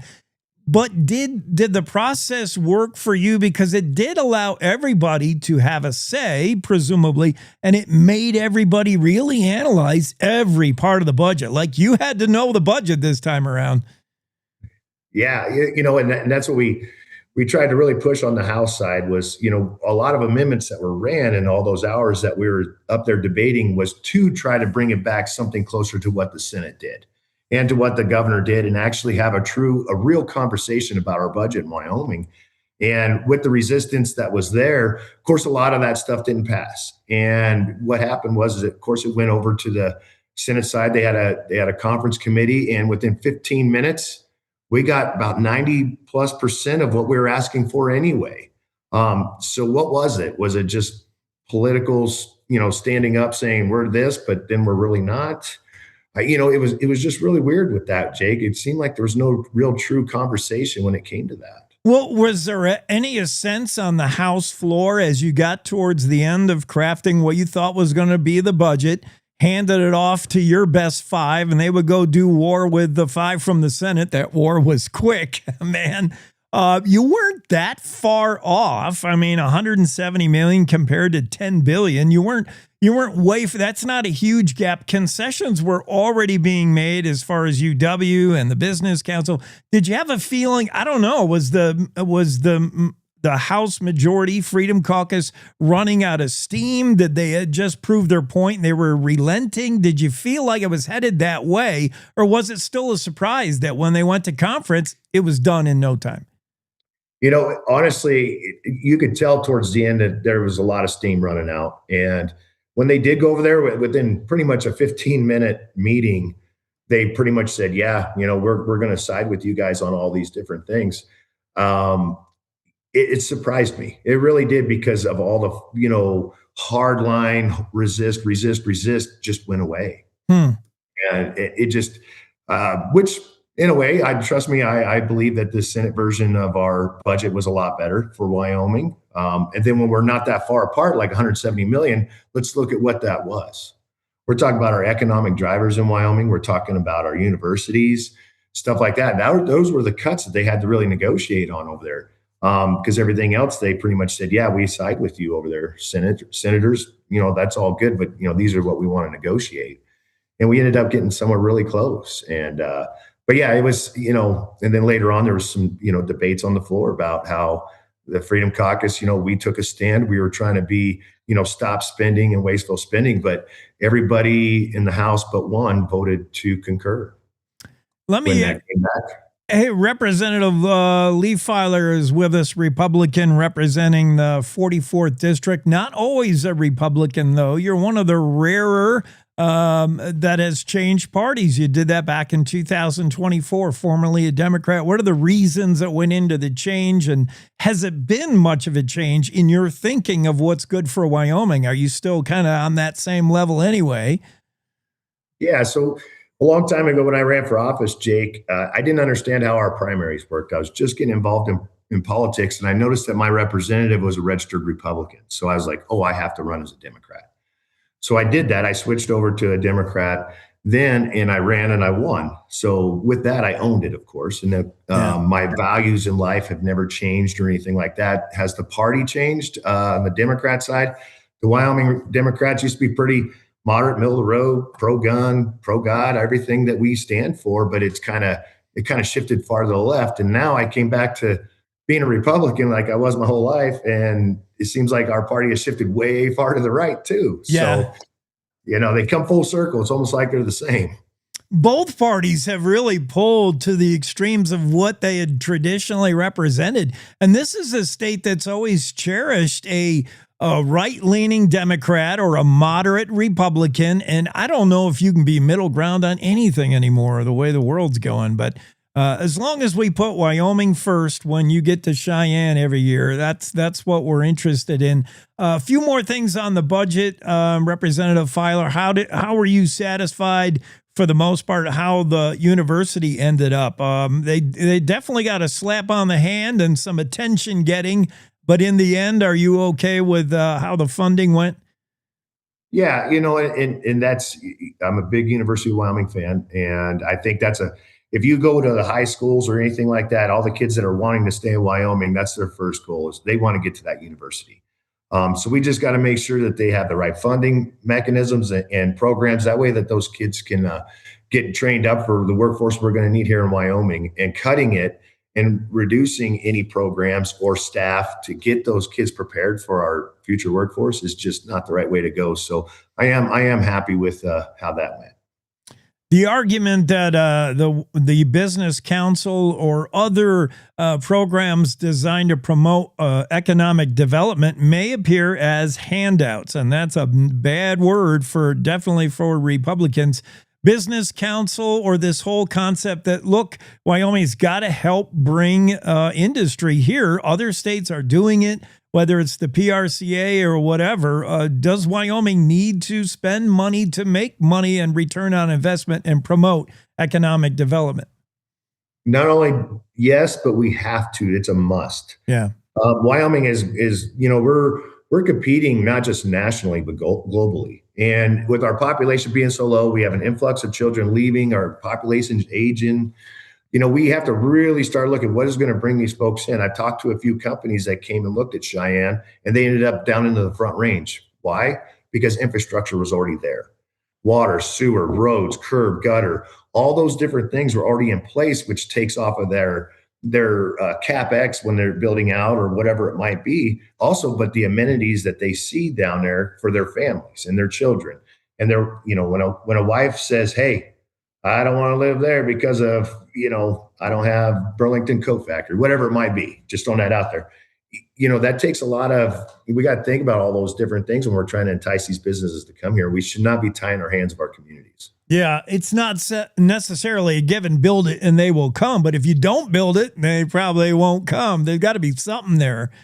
Exactly. What about the PRCA on a standalone thing, the $15 million? Where do you stand on that? You want to attract these guys here with $15 million worth of lodging tax or wherever? For me, I like it. Wyoming should be a home to certain kind of businesses and organizations, whether it's Weatherby or Rodeo. Man, we're Rodeo. Yeah. When I heard about the Project Blue Moon coming out, I was excited. And to think that we're going to use like lodging taxes. And I think everybody needs to understand those are paid for mostly by out-of-state people that are traveling here. So why not allow the state to the south of us to actually fund the PRCA here, and think about the return on investment on that. Just the job growth, just for building it out, the extra lodging tax, the tourism dollars that'll come in. I think we're going to ROI on that pretty good. And I'm in 100% support of PRCA coming here. How about education funding? Save that till last, trying to get that over the hump. Finally did. Maybe not in its original form. You fairly happy with what we did funding education? I think what we did was we got a good start. I think we got actually something to work with that we haven't looked at in 10, 15 years. Yeah. Finally got a recalibration bill. The silo is not my favorite thing. I think there should be some percentages of that silo to help rural districts to be able to move money around to support certain things that they have. They have a lot more different troubles than, say, Laramie County School District 1 does. But it's not perfect, but it is a good start. And we do got a general session coming up. Did you primarily stay out of the whole Checkgate thing, Representative Filer? We were talking to Provenza. We've talked with Yin, all the players, and we all agree it was a bad look. Nobody did anything wrong as far as, the letter of the law, but not Wyoming's best moment. Where are you on that whole thing? Well, one, I was surprised when I seen it come out. Because I believe that the floor of the House or the floor of the Senate, either one, is a very sacred place. That's where we do the people's work. We don't campaign. that is a place where we are there sent to do the work of the people, not worry about where our next campaign donation is going to come from or anything like that. So what happened there was just, it made me sick to my stomach. Was I involved in it? No. Was I there? No. I hope to God we never see anything like that ever again. And maybe we even need to look at our rules on how we even bring people onto the floor when we gavel out. Yeah, the legislative 68 session, the budget session, is a place where lawmakers are supposed to spend money, not make money, not accept money. You're there to just buy. You're in a buying mood. Yes. All right. So anything? What else did I want to hit on? Any? We did get state employee compensation up. I know the governor, that was big for him. We're going to lose employees if they're not paid adequately, whether that's highway troopers or plow drivers, whoever. You okay with that? How we spent money there? I've been fighting that for years and years, that we become the training grounds for everybody else. And it's costing us a lot more to retrain employees. And the one way I look at it, and I kind of explain to people, is we give somebody a $250,000 piece of machinery and pay them $20 an hour to run it. Yeah. We really got to look at, we really have to keep focusing on that, keep our employees, paid at an adequate wage. Otherwise, I know one guy that worked for YDOT. He went right down to the town of Wellington and made almost $15 more an hour doing the same job. Yeah. So we have to compete. We really do. Otherwise, we're just going to keep going down this rabbit hole. We make investments in our workforce, both monetarily and, time to train them up. And then as soon as they catch wind that the same guy makes 10,000 more in Colorado, goodbye. It's just a terrible loss. In general, the way things ended up, we got a budget passed for the most part. Is there anything that you wish, man, I wish this would have went that way?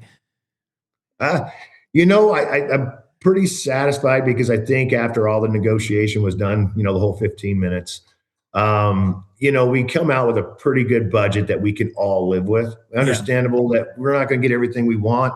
And, there's going to be sides that are going to be mad about one thing or another, but the fact that we actually had the other body, the Senate, actually did some really good work to bring us to a point to where we can have a good negotiation was great. I would like to see a little bit more flexibility for our local municipalities, even though they did get a better direct distribution. I'd like to see maybe work on that a little bit more, to where they're not always having to come to the state, and allowing our communities to keep some of that money, to keep investing there instead of asking the state for those handouts. To me, they're not really handouts, because the people that live in those communities are paying those taxes. So any way we can help our local communities out more, I'd be, way in favor of. One last thing, a non-budget item. We saw the Second Amendment Protection Act. At first blush appears to be a defense of our gun ownership rights in Wyoming, which are, better not touch those as a lawmaker. But when all 23 sheriffs in the state say, this is not what you think, this is going to make our job tougher, did that have any big sway with you? Where were you on this from the beginning? Did you change your mind? And do you worry that if you're a no vote on this, it could appear you're anti-gun? Yeah, so I was an aye vote all the way through till, of course, the governor's override, which the Senate took care of that. But it did, because when you read the bill, it looks pretty black and white. It looks pretty simple, but sometimes you don't always know the repercussions of something until you get some better information on that. And when you had all the, sheriffs and police chiefs and everybody was calling, also there, I believe there was some word from the administration in DC that said, hey, hold on, this is going to affect how we work with ICE and all these other different entities, these federal law enforcement entities. Well, maybe the bill wasn't perfect, but I think we could probably work on something that actually makes it do what it's supposed to do without hurting our sheriffs, police officers, and federal law enforcement if they need to do something. Yeah, I think the idea behind it has merit, and maybe the bill wasn't ready. Maybe it's timing, like we don't really need it right now. It might cause more harm than good and unintended consequences. But the idea is, one day this could be super important to Wyomingites when it comes to feds and the state and firearms. Representative Filer, thanks for coming on. Appreciate your time. All right. Thank you, my friend. Glad you get back to the everyday life, regular life. Heck yeah. All right. Cowboy State Daily Show with Jake. That's Representative Lee Filer, District 44, Laramie County. And what a session it was. The budget session finally wrapped up. Everybody's gotten home. Everybody's making declarations for what they want to do next. Not everybody, but certainly we heard from Senate President Bo Biteman. He wants to make a run at U.S. House. We heard a little bit from House Speaker Chip Nyman, who wants to jump chambers and head over to the Senate. But that would mean he would butt heads and clash with longtime Senator Ogden Driscoll. That is shaping up to be quite the showdown. This be interesting, this primary. August, things already heating up here. And we're not even to spring, but you can expect August primaries to be red hot in this state. That's going to do it for our third hour in the Cowboy State Daily. We got more coming in the final hour, including more guests. I can't wait to check in with Aaron Brown, find out what the Highway Patrol did over yesterday in the high winds. They had to be hopping, man. The radio, the dispatch, those troopers, what a day that had to have been. All the things that blew over, blew away. Aaron Brown will be on to tell us what Wyoming Highway Patrol was busy doing yesterday, particularly in the Cheyenne area. Craig Kwiatkowski will be on, and he'll explain why his clients caught a muskrat. They were looking for trout. And Korbin Dewitt joins us next hour. You don't want to miss any of that. It's time to take a look at what's happening around Wyoming. From the Cowboy State Daily News Center, I'm Mac Watson. A proposed 0.75% sales tax to cover ambulance services, public transportation, and commercial air in Fremont County could land on the August primary ballot. Cowboy State Daily's Kate Meadows reports that Fremont County commissioners narrowly passed a resolution in a 3-2 vote.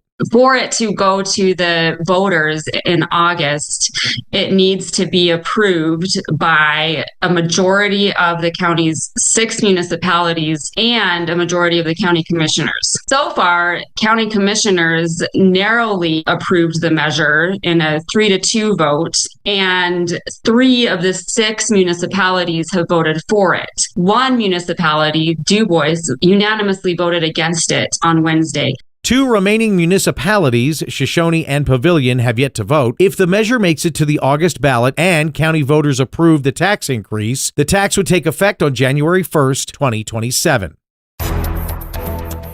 Starting July 1st, 18-year-olds in Wyoming can get permits to carry concealed firearms. Cowboy State Daily's Mark Hines reports an 18-year-old Riverton woman plans to do so because it will make her feel safer in sketchy places. I was able to track down an actual Wyoming 18-year-old who does want to do that. Once that option is available to her on July 1st, she wants to go get her concealed carry permit so she can start concealed carrying a handgun. And she acknowledges why some people are worried that 18-year-olds, especially 18-year-olds, like a lot of people she knows who've never been around gun, have never handled them. Wyoming has constitutional carry, meaning people over age 21 who can lawfully own firearms may carry them concealed without a permit. That won't change. 18 to 20-year-olds will still need permits to carry concealed weapons. I'll be back with more news from the Cowboy State Daily newsroom right after this. Here's a winter driving safety tip from WYDOT. Make sure your vehicle's in good working condition with proper tire inflation, fluids topped off, good wiper blades, and brake inspections. Carry emergency supplies in your vehicle like blankets, non-perishable food, and water. And slow down in bad winter weather. This reminder from WYDOT.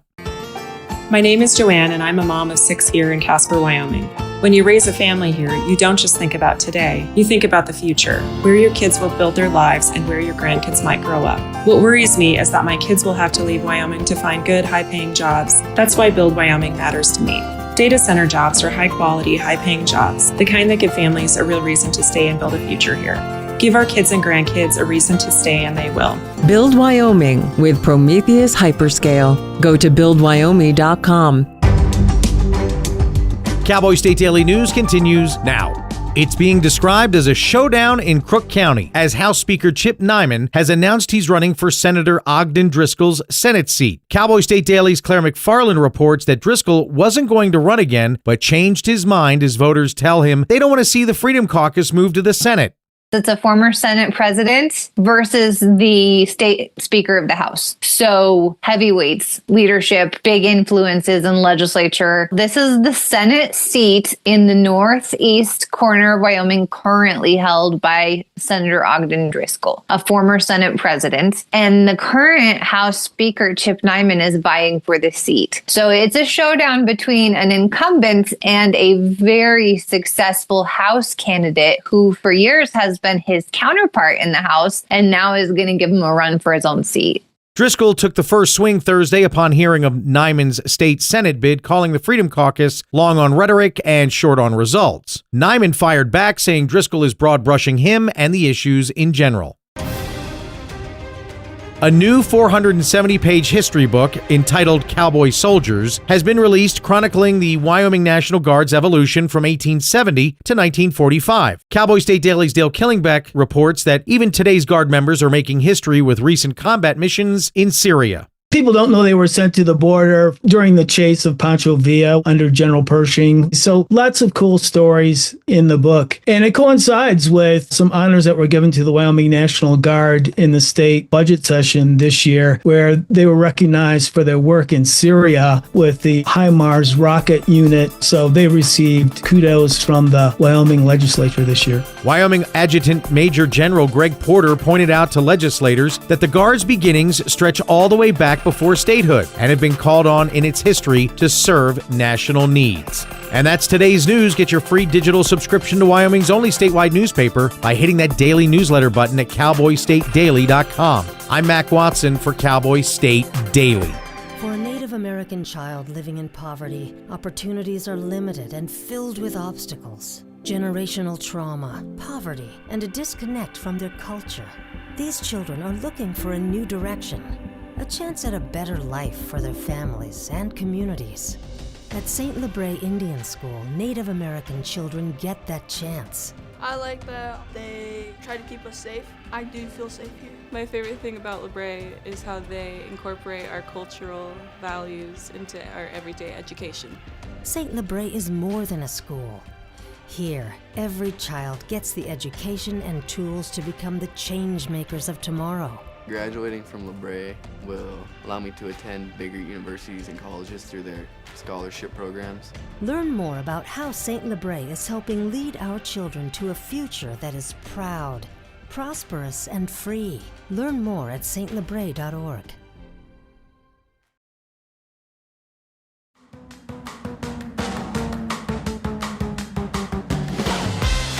Cowboy State Daily Show on a Friday. Aaron Brown joins us, Wyoming Highway Patrol. And boy, the Highway Patrol had to be super busy in the southeast part of the state, responding to wind-related events, stuff blown over, blown away, blown to bits. Yesterday was the kind of day why troopers have that chin strap on their hat, or you just leave it in the cruiser, man.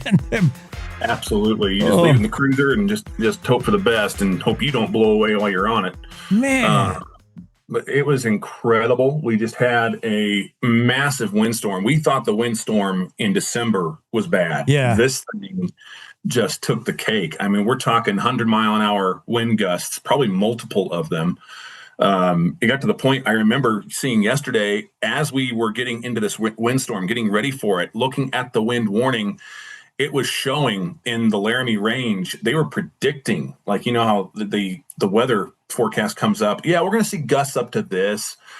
They were saying gusts up to 100 miles an hour. That's supposed to be a freak of nature, not a predicted event. Yes. Which I know. So we had the heads up. We knew it was coming. Maybe we just didn't believe. Oh, come on. 100. That's like. Right. We had a lot, and I think the report, official on paper reports right now, and we know there's more. We know there is. We're looking at 24 blowovers right now across the state. Majority of them reported so far are on I-25. About 15 of them, of those 24. About half of those were just south of Cheyenne, between Cheyenne and Colorado border. It got to the point where I was out with one of our troopers yesterday, getting some photos and just kind of checking out the scene. It was just incredible what was out there. And granted, I was just in the Cheyenne area. I wasn't all over the state, but just in the Cheyenne area, in the southeastern portion of the state, it was almost this post-apocalyptic look. It was just, I mean, it was haze and dust on the ground. It was trees lying everywhere. It was trucks on the road. It was incredible, but our troopers were responding to everything, and they were out there just working their butts off, trying to make sure everyone was safe. We even had members of our, they just did so. You know, obviously, that's what they're troopers first. Our command staff was out there. Members of our command staff were out there helping with rollovers too, getting diesel and oil all over them. Yeah, guys behind the desk are suddenly behind the wheel now. They're just got to get out. Everybody had to pitch in. And that's not an uncommon occurrence. Yeah. We'll see command staff go out there during, all kinds of times. When we have events like this, when we have slick roads and there's lots of crashes, you bet they're going to be out there. During Frontier Days, that kind of thing. We have guys get out there and do it all the time. It's not uncommon, but it just kind of shows you that attitude of trooper first. Aaron, there were so many events. Give me an idea on what a individual trooper had to do yesterday, because you couldn't spend a whole lot of time with it. All right, truck tumped over. He's not blocking a lane. I'll wait for the wrecker. Wrecker comes. I got to go to the next truck tumped over. How did the troopers respond, and what did they do when they got there? What's the first priority? Obviously, safety. Is everybody okay? And then let's clean this up. But they had to jump to the next call. Well, I can tell you there was one, at least the one I saw personally. We had one trooper there, and it was actually a member of our command staff that was there. But there were multiple troopers on this scene, I believe. Troopers would go to the next scene as they could. They would obviously you hit the nail on the head. Number one is preservation of life. That's our first priority when we get to a scene like that. Make sure everyone's okay. Make sure everyone's safe.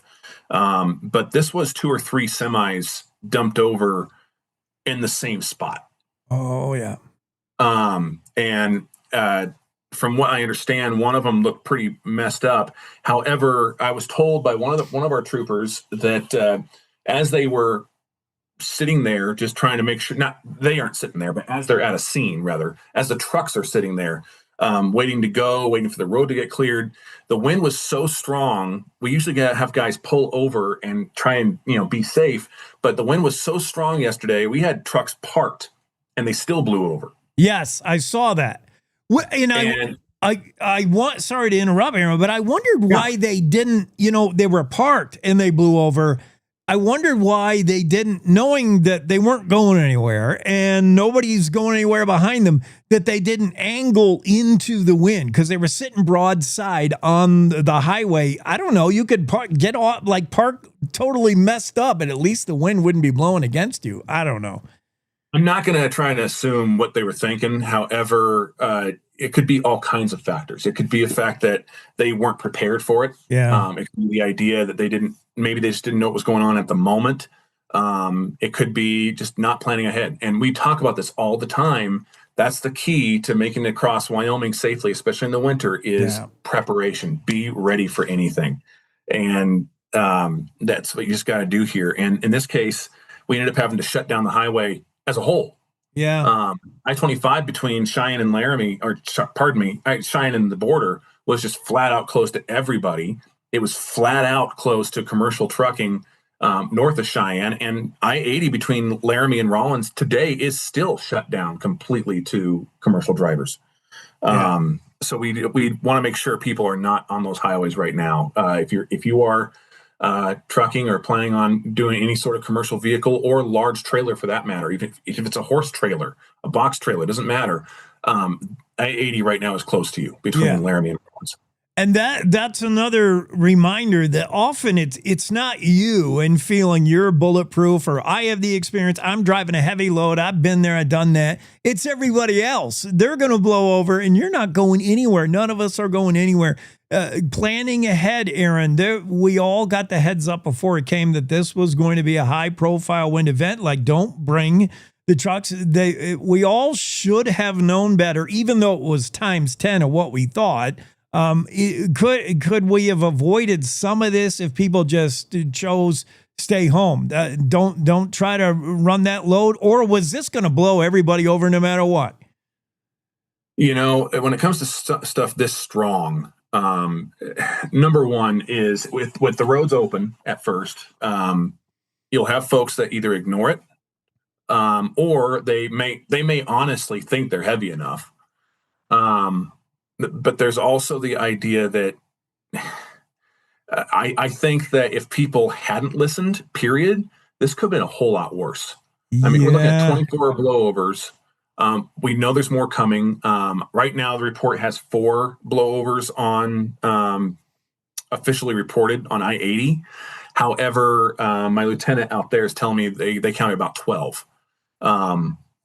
So it could have been a lot worse, I think. However, this windstorm was just something else. And when it comes down to it, the end of the story, for me at least, is don't take on Mother Nature in Wyoming. You will lose. And the people just need to make sure they listen. And it is kind of frustrating when folks just aren't quite paying attention or aren't listening, and they try to go at it anyway. And there's that chance, you know, that wind was so wild that things would just change. Yeah. So it could be, it's close to 40,000 and below, 40,000 pounds and below. Well, I weigh 50,000. We're good. And then suddenly it changes to 65,000 and you blow over. Yeah. I don't know if any weight was safe with that. That was Armageddon. That was and as apocalyptic as that looked and the numbers bared out, you're right. That could have been a result of people actually being smart. Like, imagine if everybody just ignored it and went out anyway. It could have been twice as worse. Was it, Aaron, was it in the usual places for your dispatchers, for you, the troopers responding were like, oh yeah, Elk Mountain is that one spot? Or was this more of a, wow, it was just blowing across the board, like places you don't see normal? Most of the blowovers on I-80 that I know of, the 12 that I was told about were between, I want to say between Laramie and Arlington. So a lot of that is going to span a larger area this time, but still that central area of Cooper Cove. Yeah. Is that big issue. But there were blowovers all over from Laramie to Arlington. And I-25, we saw them all over the place. We saw a few north of Casper. We saw a few around Chugwater. But like I said, of the ones reported so far, half of them were right here in Cheyenne, right just south of town, from mile marker 8 down south all the way to mile marker 2. We had one blowover about a half mile inside the border on US 85. And so a lot of them were on the southeastern part. So yes, long story short, sorry, it was the usual story. Wyo Hill was the big one this time around. Bordeaux saw a few, and then Cooper Cove saw a few. And while they're spread out around those areas, it's still kind of that those general areas still make a triangle, kind of this see Iron Wrecker Triangle where you see these crashes happen with Cooper Cove, Bordeaux, and Wyo Hill.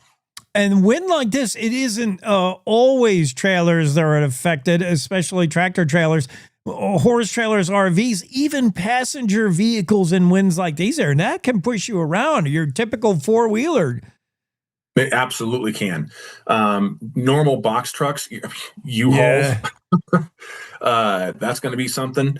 Horse trailers, absolutely. I think we had at least one cattle hauler blow over. Oh. And then on top of that, you have, I mean, I was just in an SUV going to work from downtown Cheyenne up a short distance on I-25, just a short little distance up to the White Eye headquarters.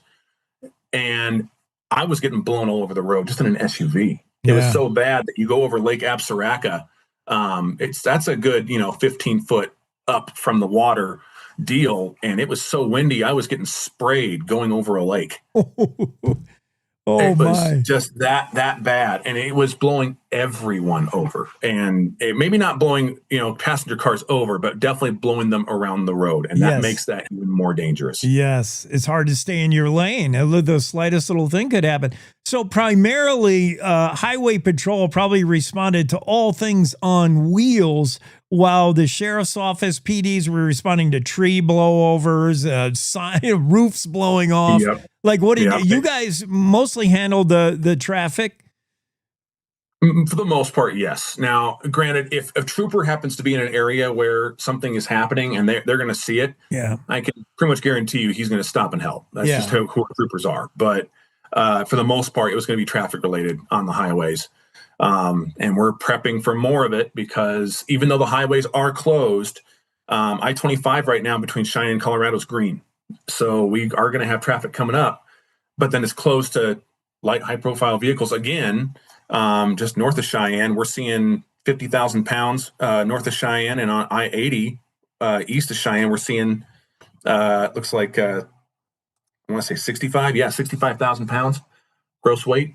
And so we're expecting more wind today and tomorrow. Yeah. Still blowing while you're still trying to clean up. I think I saw yesterday, even clearing areas, I saw a wrecker that got dumped over when he was trying to pull the truck out of a situation. Absolutely. We had we had so much wind. It was not safe for our wreckers to clear them up. So we're going to have a few trucks on the side of the road right now as we try to clean up because those wreckers just couldn't get out there.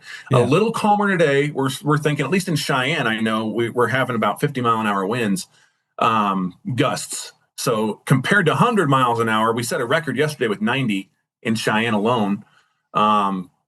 This was an unprecedented windstorm, I think. It knocked everything over from trees to trucks. So we can't expect more debris to be on the road, but we are going to be working on clearing those out as quickly as we can. And we just want to implore people, be safe, be smart. It doesn't matter if you're a trucker or if you're riding a passenger vehicle. Just be smart out there. There's a lot of wind. And for our motorcyclists out there, I know it's going to be in the 60s and we've been cooped up, but it's going to be, you don't want to ride in this stuff. Yeah. Trust me. Live another day. Save that for another day. Yeah, this is extraordinary kind of winds where regular wind was like 50, 60 with gusts of 80 and 90. That's just stupid. Sustained, yes. The extra stress on the boots on the ground and your dispatch, I'm sure it's like all hands on deck. Were they hopping at Command Central? I cannot talk enough about our dispatcher. I actually happened to be with our dispatchers yesterday. I was doing an interview with one of our dispatchers. I want to do a video in the future focusing on our dispatchers. So I was doing an interview with one of them. As we're doing the interview, as they are working to do dispatch, the power goes out. Oh. And the generators kick back on. So these guys never lost the ability to do dispatch. They just, the building itself went down. Yeah. And so I'm over there doing this interview, and I cannot tell you every single one of them, not an ounce of panic, not an ounce of excitability, just kind of like, oh, well, there it is. And just go on with their day and making sure people are safe and making sure troopers get to where they need to be. Our dispatchers we have a small crew right now, and they just do an absolutely incredible job. They do it. They're amazing. We have a couple guys training right now. Shout out to Caius, who's training right now, and he was handling those calls yesterday just like a pro. Way to go, Caius. Yeah, you think that's the first line of defense. Imagine, if you didn't have experience or if things broke down at dispatch, it breaks down all the way down the chain. For instance, you're taking multiple calls for a truck blown over in a certain area just for dispatch to ascertain, is that the same truck, the same incident? I don't need to be calling out a bunch of troopers for the same thing. Just figuring that stuff out. Like, oh, this is a new blowover in a different spot. All that communication's key. Without communication is a total communication breakdown. I think the WHO said that. It really is. It's true. And we did have a few duplicate calls yesterday. It tends to happen. When you have everyone on the highway calling in the same wreck, you can have some duplicate calls. But our dispatchers are really good at figuring that out and helping our troopers get to where they need to be. I hope the troopers get a break today. Highway Patrol was busy doing it. Anchor yourself. Today too, you know it. Take a strong, wide stance. Thanks, Aaron. Cowboy State Daily Show with Jake. We'll take a break, come right back we'll do a little fishing on North Platte. What do you think? And what kind of lure is attractive to a muskrat? We'll find out. Welcome to The Jake Show on Cowboy State Daily, Wyoming's daily dose of raw, unfiltered, and occasionally uncomfortable truth. I don't do talking points. I do reality. No spin, no fluff, just Jake. Local issues, national nonsense, and zero BS. It's truth, sarcasm, and grit, shaken, not stirred. I just call it like I see it, and I see a lot of Let's just say I see a lot. From the capital to the county fair, if it matters to Wyoming, Jake's got something to say, and he's not asking permission. The West was built by people who weren't afraid to speak up. I'm just keeping the tradition alive. The Jake Show. Weekdays on CowboyStateDaily.com and wherever you get your dose of reality. Not for the easily rattled. Perfect for everyone else. This is the Cowboy State Daily Radio Network. Nestled between Casper Mountain and the North Platte River, you'll find the heart of Wyoming. With a bustling downtown centered around our outdoor haven, Casper is for adventurers, freedom seekers, and rule breakers who find beauty off the beaten path. So if touchable history, a vibrant community, and uninterrupted outdoor recreation define your travel itinerary, allow us to welcome you to the one and only Casper, Wyoming. Plan your trip at visitcasper.com. All right, look at you taking the stairs. Who are you? We're your lungs. We are proud of you for quitting smoking, but you still may be at risk for lung cancer. A routine cancer scan can detect it early when it's more curable. Good to know. Well, I gotta go somewhere. So do we. Listen to your lungs. Get a routine screening that could save your life. Talk to your doctor and learn more at savedbythescan.org. I think I finally found. Hey, how you doing? Hey, Mason. Hey, Mason. Got a new house. It's looking pretty cool so far. A place that I call home. I'm teaching Louise how to cook some lasagna. It only takes a spark to make a fire start.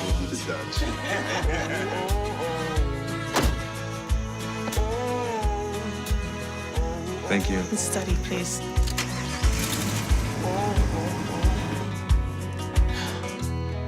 I think I finally found a place to make my own. A place that I call home. This place that I call home.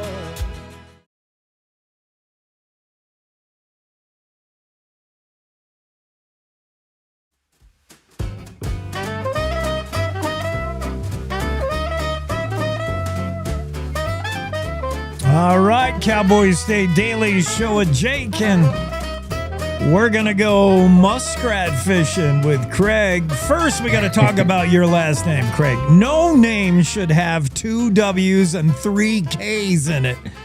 It's a mouthful, isn't it? What are you trying to do to me, Kwiatkowski? That's pretty close there. It's a Kwiatkowski. Kwiatkowski, just easy as that.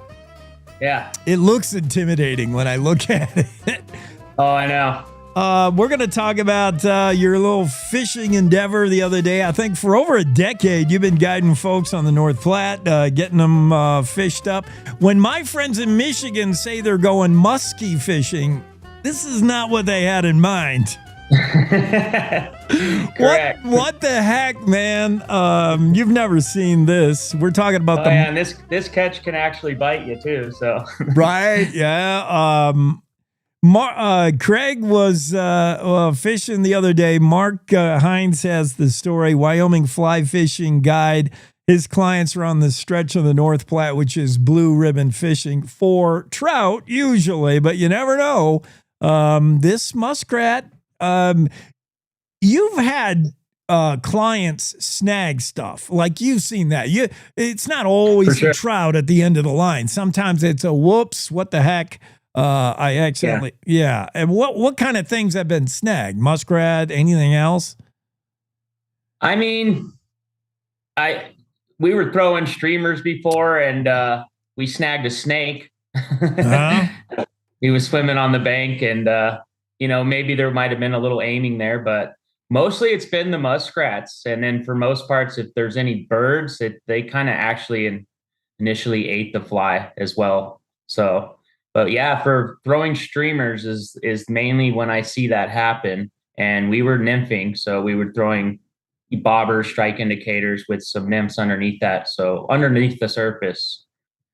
But with not a lot of I don't fly fish. Like my fishing was back east. My fishing is cast and retrieve, largemouth, smallmouth bass.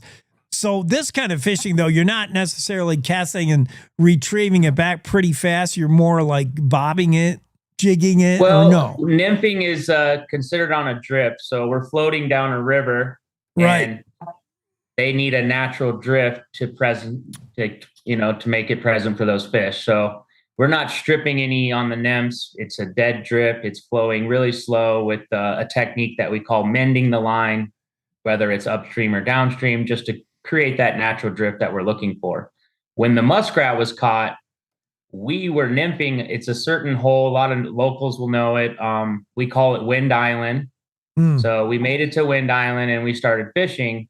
And the guy in the back of my boat noticed a muskrat on the other side of the boat swimming, and he's like, I'm going to catch it. And I'm like, don't try to snag that thing. It's a pain in the ass. Let's get him off, Right. So he throws his bobber over there, which, the bobber's on top. So his bugs have now sunk and they're under the surface. And he started stripping. He started stripping it like you would do like a streamer.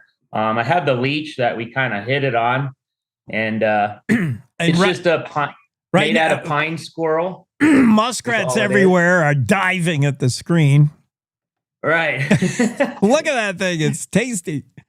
Yeah, so it's just a natural pine squirrel leech with a little orange dubbing on the body, and he just stripped it, and he was he was like a good 4 or 5 feet in front of this muskrat, and all of a sudden, I was already now looking forward, like he ain't gonna catch this thing, it's not gonna happen, Yeah. And he ate it. He ate the leech, and it was like right here on the bottom of his lip, just right there. And anytime I've had a muskrat caught, I'd say 50% of the time it was always in the tail. Yeah. They had stripped and he got caught on the tail. So this rat initially went after this leech. And it was a good point in that Cowboy State Daily, whatever that biologist said, is about like, maybe there is a little scarce food and that just easy little meal right in front of him. Oh, I'll eat that protein. Well, so, very weird. Yeah, I mean, it presents as a food that a muskrat would want to eat. And the whole intention of anglers, fishermen, is present what looks like real food to fish. So it stands to reason a muskrat, maybe, are they smarter or dumber than trout? I don't know. But this one might have been so hungry, it didn't matter. But I didn't know the muskrat was recognized previously. Now, you've seen muskrat on the bank before. That's not unusual. Yeah, they're everywhere in the river, and typically in the wintertime, they build their home out of like grass and moss and vegetation, and it looks like a mound sticking out of the river. And when the river will freeze, they can still access that point of their little home and out of the water. So typically they live out of the water for sleeping and all that, but they're in the water a lot during the day, eating and looking for stuff to voyage on, yeah. All right. Well, see, it's important. It's crucial, I'm sure, for somebody in the boat to have experience getting a muskrat off the line. I would not have wanted anything to do with it. Tell me about how you did that. I'm glad he didn't take it deep. Oh my goodness, those things will bite you. So how did you get him off? Well, I guess it's from experience of one I caught a long time ago. And that one was really funny because when we're fishing, we'll back row runs, which we're going to try to catch a fish and do that run again. And at this time, this client, this was a story from a long time ago. He was dragging his flies. And while he was dragging his flies, he was turned around and he was talking to me and telling me a story. So I'm sitting here listening to a story and I'm looking at his flies, like his bobber dragging. And I seen a muskrat swim out, but then it went back in. And I was like, oh, it just went back in. And then it swam back out. And I was like, no way is this going to happen. It's going to line up perfect. And he hooks the rat. Well, he jumps out of his chair and he says, Craig, I got a fish. And I'm like, oh, well, get your tip up. Yeah. Tip up. I put my hand on this guy's shoulder and I said, by the way, you don't have a fish, you have a rat. And he looks at me like, well, I'm crazy as heck, and I'm like, what are you talking about? And I was like, you have a rat. So anyways, I get this rat and this one's caught in the tail and I grabbed him by the tail. This is the first one I've ever held and I didn't know if it's going to pan out or not. Yeah. And I grab him by the tail and same thing. This guy tried to do sit-ups, he's doing like, and he's going for me, but couldn't get it, and like needs a little more workout and then going for me. So when I saw this one caught, it was caught in his mouth. So anytime you catch something in that sort of an area, I kind of have control. So I took the line, I'm pulling his head this way, which can obviously bite me. And then I just grabbed his tail. Now I knew from that past experience that he's not going to be able to get me. Well, this one seemed like a younger pup. He wasn't as full grown. Yeah. He's really getting his sit-ups going. I'm like, oh no. I started sliding my hand more and more. And then I got my forceps because they don't have any, they put a new regulation on the reef this year where there's no barbs. So I knew if I can, because the leeches, sometimes a bigger hook, they stay in pretty good. Yeah. And if I could get my forceps on that thing, I could pop it off real quick. But he has those little hands. So anytime I would come in with my forceps, he would grab my forceps and then bite them. And then I would get him back out of there. And then he would grab him again. So it only took a few times, and then I was going to let him go in the boat. It was a funny thing for the clients, everybody running around like there's a snake on the ground or something. Yeah. After all, no, I put him right back in the water and he swam right off. You should have let him go in the boat because it was the clients that started that whole mess. They should have to deal with it. I know. And John is his name. I told John, I said, you're not going to catch that rat. And then he catches it. So I was like, well, here you go. Here's a souvenir, maybe. Yeah. So interesting because you want to avoid the mouth. You learned that from them many years ago. Hold him by the tail and assume that he's not strong enough to get his mouth all the way up. But sooner or later, you got to get into his mouth, and you don't want to do that with your fingers. I figured you had the deals there where you could. That's we good. use a lot of those forceps kind of things that they'll use in the hospital. Yes, yeah. I got a pair of those. Those are with the fish. I use my fingers. Probably 90% of the time, I take the fly out with my fingers on a fish. I just think it's a little more gentle. Yes. And certain angles that I get with my fingers, quicker too for me. Well, with back in the barb days, your treble hook barb, sometimes you need equipment to wrench that thing out of there. You need the for sure. With the fly fishing, you'll never have a treble hook. It's always just one single hook. So, yeah, that'd be illegal, I think, in a lot of spots. Hey, on the North Platte, by the way, they're blowing that thing out, huh? How's the fishing been? The fishing's been great. They just started the flush, which was pretty good this year. We have had a really mild winter, so there's no ice. The flush is typically due to ice in town. So if there's too much ice in town of Casper, they won't start the flush because that ice will initially take out a bridge, pillar, something like that sort. So they started it early, which is good because the fish are really, really active in April for spawning. So when they kick up all these flows, that can sometimes disturb some spawning beds. So I was happy to see them start it early. It should be done on the 15th. So by 10 a.m. every morning, the reef is back at 500 CFS. It's not flowing what you see down here through town. So if you were to go fishing anytime from now until the end of the flush, you would have normal flows if you were to go up top. Okay. Yeah. Winter river fishing is usually, the flows are just too slow, too low. But certainly last fall on bigger bodies of water, we fished clear into winter. I don't know if we ever stopped. Oh, yeah. What about you? I've already done 10 trips so far. Wow. I've been in Thermopolis, Wyoming as well. the Bighorn River. It's only 2 hours from Casper. I spend a lot of time there because of the the breeze we get here. Oh, yeah, that word. We're not saying that word today. Yeah, I mean, there's a lot of stuff blown over yesterday, so I'll just keep that W word on the down low there.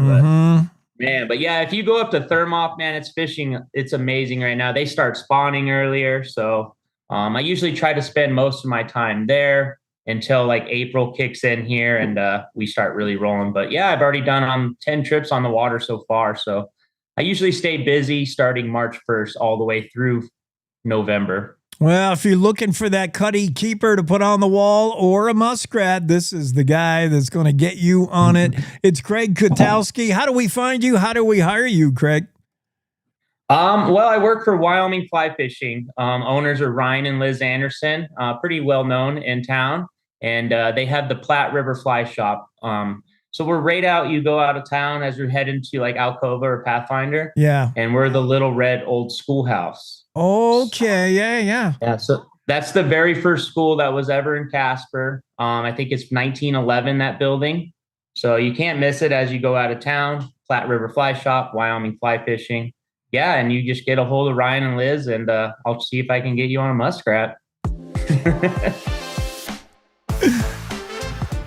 But Craig will get it off for you. He's got experience with that. Yeah, I mean, I'm sure there's a few rednecks out there who might want to take a whirl at it. I thought when I heard that story, I'm like, well, that's not unusual to, reel something in the boat that you didn't intend. That happens all the time, really. But a muskrat, okay, that's rare. My biggest question was, how do you get rid of this thing? And that photo of you with it, I'm like, dude, I'm glad he was there. Yeah, for sure. My guys didn't want to touch it. No, I wouldn't want to touch it either. Hey, thanks, Craig. Have a great weekend. Nice to meet you. See you guys. Keep the tips up. All right. Craig Kwiatkowski and the Markine story about accidentally catch, or was it an accident? When you got a client saying, I'm going to catch that muskrat. Careful what you wish for and careful what you bring in the boat. Oh, look. Another national expert explaining Wyoming.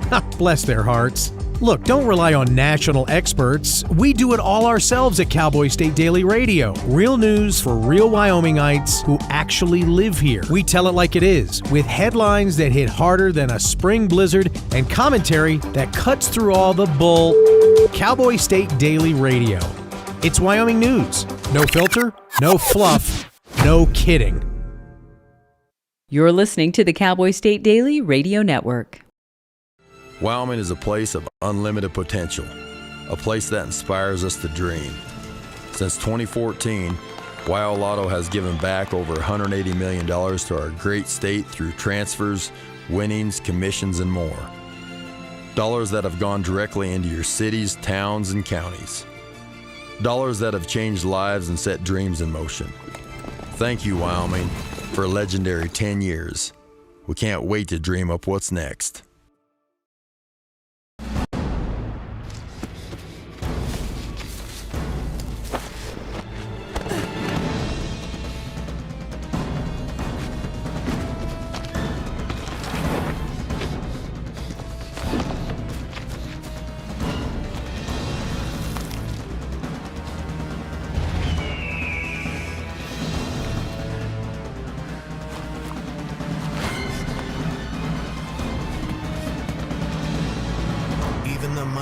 Might not see it coming. It's prediabetes, and it captures 1 in 3 adults. You may not even know you have it, but you can escape. Take the 1-minute prediabetes risk test to know where you stand. With early diagnosis, you can change the outcome and prevent or delay type 2 diabetes. Be your own hero on smartphones everywhere at doihaveprediabetes.org. Whether it's our stories, the warmth of our laugh, or our family's secret sauce, we all bring something different to the table. So make some space. The power of connection is waiting right outside your comfort zone. Learn how you can help strengthen your community at belongingbeginswithus.org/teamup.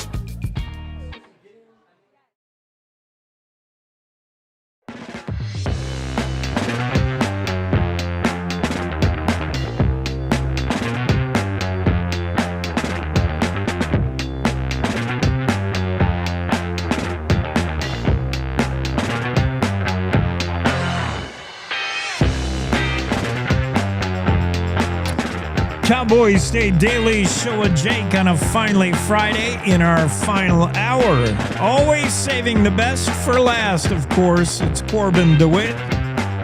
Korbin, what are you doing today?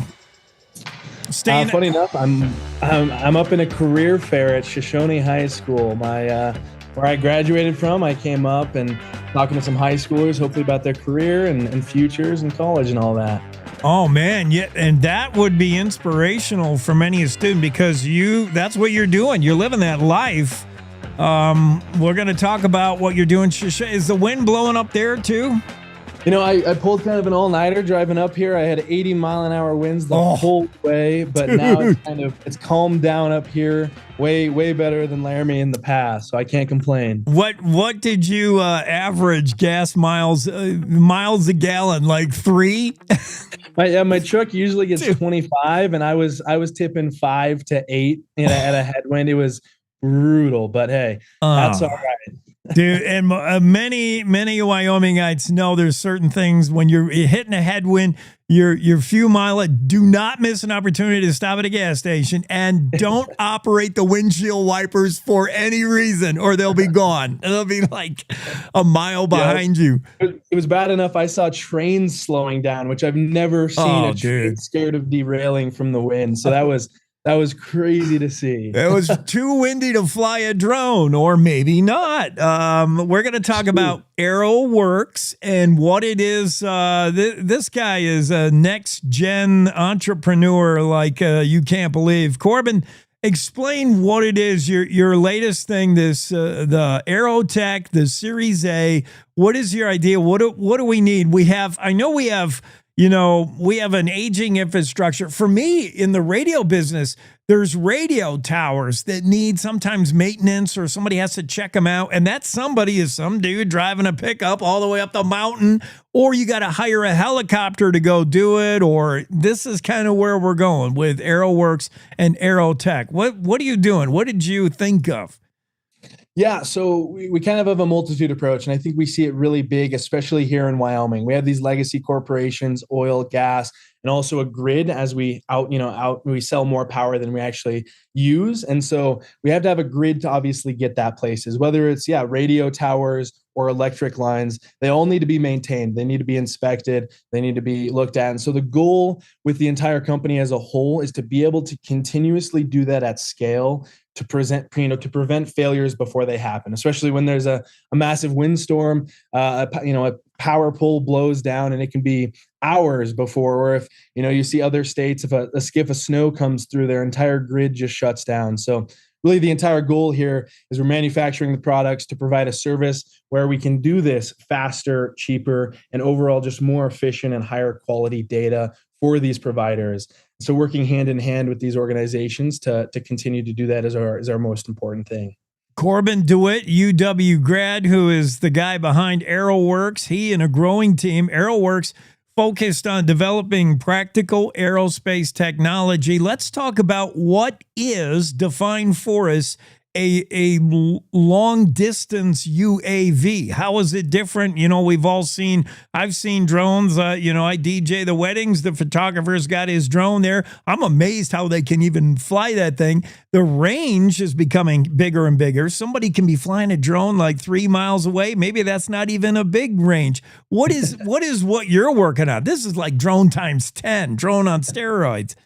Yep, exactly. So my whole life I've been in drones. The first Christmas I can remember, I got a little toy drone, and I'm sure it was broke before noon, but it really got it started. And then junior year of high school, I got my first major drone that had a camera. I said, how can I make money on this? I'm a high schooler. I want a career one day. And so that's when it kind of spiraled into, starting work, getting with real estate companies. And Wyoming's so amazing because before I even was handing out business cards, someone called me and they're like, I heard you have a drone. Can you come take photos of this property that I have? And I was like, okay, great. And so I identified a ton of issues in current systems. I paid a ton of money for these legacy drones, and it just became a real problem because they're like, hey, can it do this? Can it do that? And it couldn't. And so that's what was really hard. So I really dove into that. And I said, how can we fix these problems? My family is very deeply tied into oil and energy and just overall infrastructure. So I've seen it firsthand. It's one of the worst things when I see an accident happen that could have been prevented. someone has a parent that can't come home from an injury or an issue that could have been prevented. So that's where we really took that in stride. And so we decided to build not only with another company helping out with the drone side of things, also a network to be able to maintain that and to continuously do that across the United States any day or night. And so if we can have 24/7 reliability, then the grid can be more reliable. We can prevent injuries. We have, trillions of dollars that need to be reinvested, but it's really hard to get that. So instead, we have to inspect, we have to predict issues before they happen. And that's roads, bridges, power poles, pipelines. I mean, like you said, radio towers even. So really a plethora of impact. Yeah, I'm thinking of whatever industry you're in, you may have a monitoring system that could inform you automatically. Oh, we have this drill pad. There's a failure here. There could be a fire, and or maybe you don't have that monitoring system. And even if you do, you got to get eyes on once the light flashes off. Who's the eyes on? A helicopter? A guy driving? This thing, your idea, AeroWorks can get to remote sites regularly and way faster and probably way more affordable. Yeah, absolutely. And that's what, developing the technology that can manage the drones themselves more efficiently. Anyone can get a drone, but then it doesn't have the right pieces, or it can't get to the place. I see even companies and organizations that do drone work, but it takes weeks or months for them to get information back. And by that point, you have a critical failure. Whereas our entire thing is covering the grid as a whole, having that reliability and being able to do it again 24/7. And then we can have that. Hey, there might be a leak here on well 15. Can we get some flight out there? It's an emergency. Great. We task a drone over there and it gets situated in a matter of minutes. Or we have a power line fault and there's a lot of different regulations that tie into it. Rail needs to be inspected weekly. There's a lot of different plethora of touch points for this. And so that's where we're really leveraging that.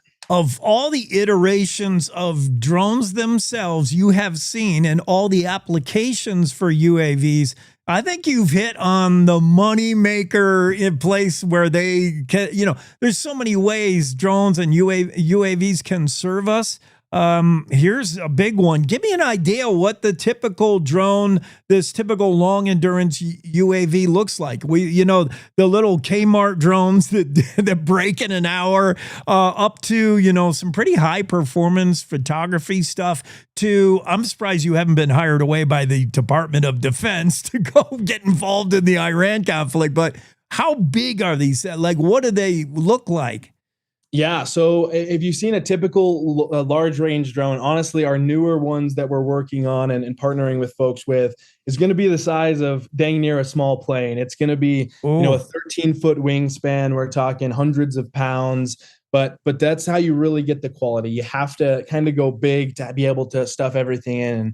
And we have a proprietary propulsion stack that we recently developed, which will help not have to be dependable on legacy systems, batteries, rare earth materials. And a real sense of pride for us is making and sourcing all components in the United States. So we have really only a couple different attachments that may not be made, but again, then we're working with those companies to also bring those onshore here. And so, wow, that's what we're really prideful about. You're really going from ground up, including like how this thing power will be maintained. You're probably learning all of this through trial and error. You found the limitations with every drone you've flown. You're like, well, this thing, I can't do this. And instead of being frustrated by it, a guy like you just says, well, I'm going to invent the way you can do this. That's a motto I use, and I really distill it into all of our teams is engineer a solution. Listen, if you have any problem in life, no matter what it is, you can engineer a solution. You can find a way through it. If you can't go over it, go under it. And that's been our entire motto. And it's been really funny designing these new systems and the propulsion systems as well. Is one of our engineers texted me one day. I said, hey, can you dig into this? Can you proof it? Because I feel like I'm insane half of the time. And he's like, yeah, it would be really cool, but X, Y, and Z is still a problem. And I was like, oh, don't worry. No, I got this lined out. And then this is how we solve that. And then boom, that makes it work. And so, yeah, engineer a solution and no problem is really too big for us is the big goal and the motto across the company. Korbin, Dewitt, I hope you told the Shoshone kids that. Engineer your solution. Don't let a roadblock get in your way. Find a way around it, over it, through it. You can do it. AeroWorks, the Series A AeroWorks. So how can we stay informed, get involved? I don't know. Maybe there's a company out there that wants to get you on the phone. How do we connect with you? Yeah, so we have a website, aeroworks.com. We have a contact page on there. You can go to it, choose your inquiry, whether you're an investor looking to invest or just more information, or a utility provider looking for more information. As we continue to roll out this new system and new development, we'd love to have, beta testing. So if someone needs some free inspections, I'm sure we're going to need somewhere to test on efficiently, and especially in Wyoming, because if you build for Wyoming conditions, they can fly pretty much anywhere. Yes, you make something that can fly in Wyoming, and we've seen lately, it'll work anywhere. Hey, Korbin, thanks for being on.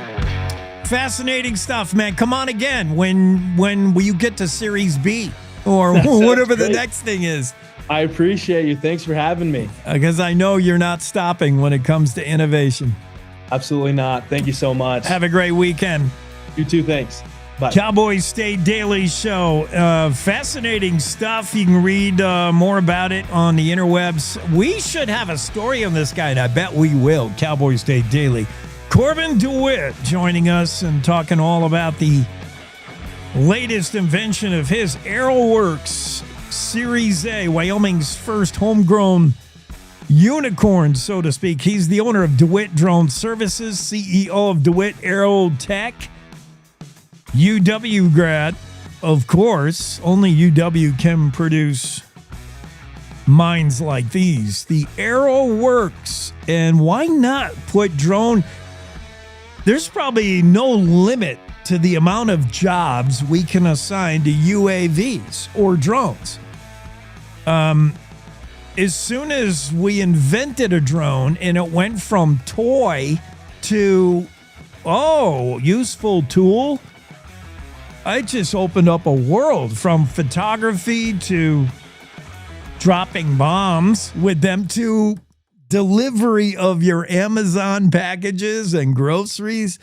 These UAVs, there are just bright people thinking of ways that we can make use out of drones. And this is drones times 10. Like, this isn't your average toy drone that Korbin works with. And fascinating stuff of what he's thought about. He looked at his state, Wyoming, and he thought, Wyoming's so big and so rural. And just to be able to, for an oil company to check on its different oil pet, that's a whole day's drive for a guy in a truck. Why not have a drone do some of this work? Just being able to go get eyes on, virtual eyes on, all these different sites. Smart. Seems like a smart move to me. We're going to check in with the latest on what wind has done and weather conditions. As soon as we spin this for you, it's the Wyoming Game and Fish, Ray Hageman's moment. We'll see what's going on with Game and Fish.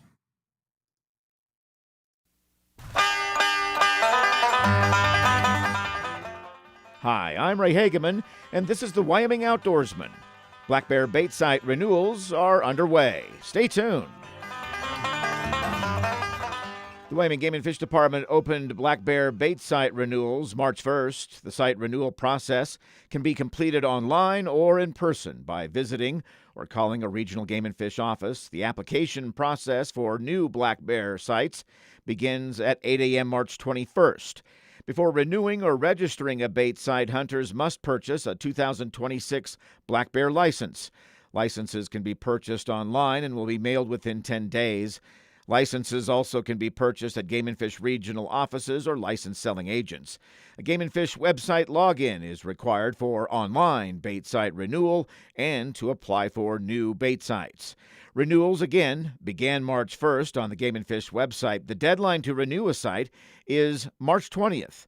Individuals can renew the same Black Bear bait site from the previous calendar year as long as the site was baited and Game and Fish received GPS coordinates of the bait site before December 31st of last year. Sites for which coordinates were not received or were not baited in 2025 will not be eligible for renewal. Renewals may be completed online or in person by visiting or calling a regional Game and Fish office. Now, for new sites, Game and Fish will begin accepting black bear bait site registration applications at 8 a.m. March 21st on the Game and Fish website, with the deadline to apply at midnight March 28th. To register a new site during the initial registration period, again, go to the Game and Fish website and log into your Game and Fish account. Applicants will have access to the online bear bait site map to review available bait sites and access the bait site location legal description to record on their application. Applicants can apply for up to 6 bait sites. However, no individual may register more than the maximum number of bait sites allowed by regulation. Applicants can only submit 1 application. Black bear bait site application results will be available on the Game and Fish website by April 1st. Applicants can check their results by logging into their Game and Fish account. Bait sites will be registered based on the application results and associated priority ranking. Wyoming Outdoorsman is a program produced by the Wyoming Game and Fish Department. I'm Ray Hageman.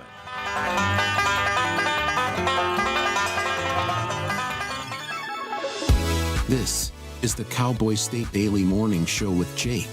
Yeah, just double checking the road conditions for you as far as wind. Yesterday and today, a rarity where you'll see the entirety of Interstate 80 under a high-profile wind warning, all of the interstate, and that's from border to border.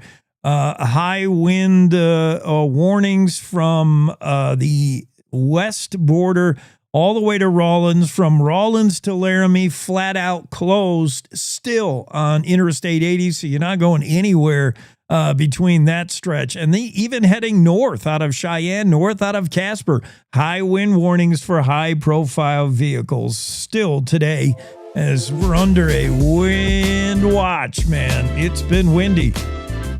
Well, that's going to do it for us on the Cowboy State Daily Show for a Friday. Don't forget Saturday's edition. Jeff will be with you tomorrow morning. I'll see you again on Monday. Have a great weekend. Good morning. This is the Cowboy State Daily Morning Show with Jake. The new way Wyoming wakes up.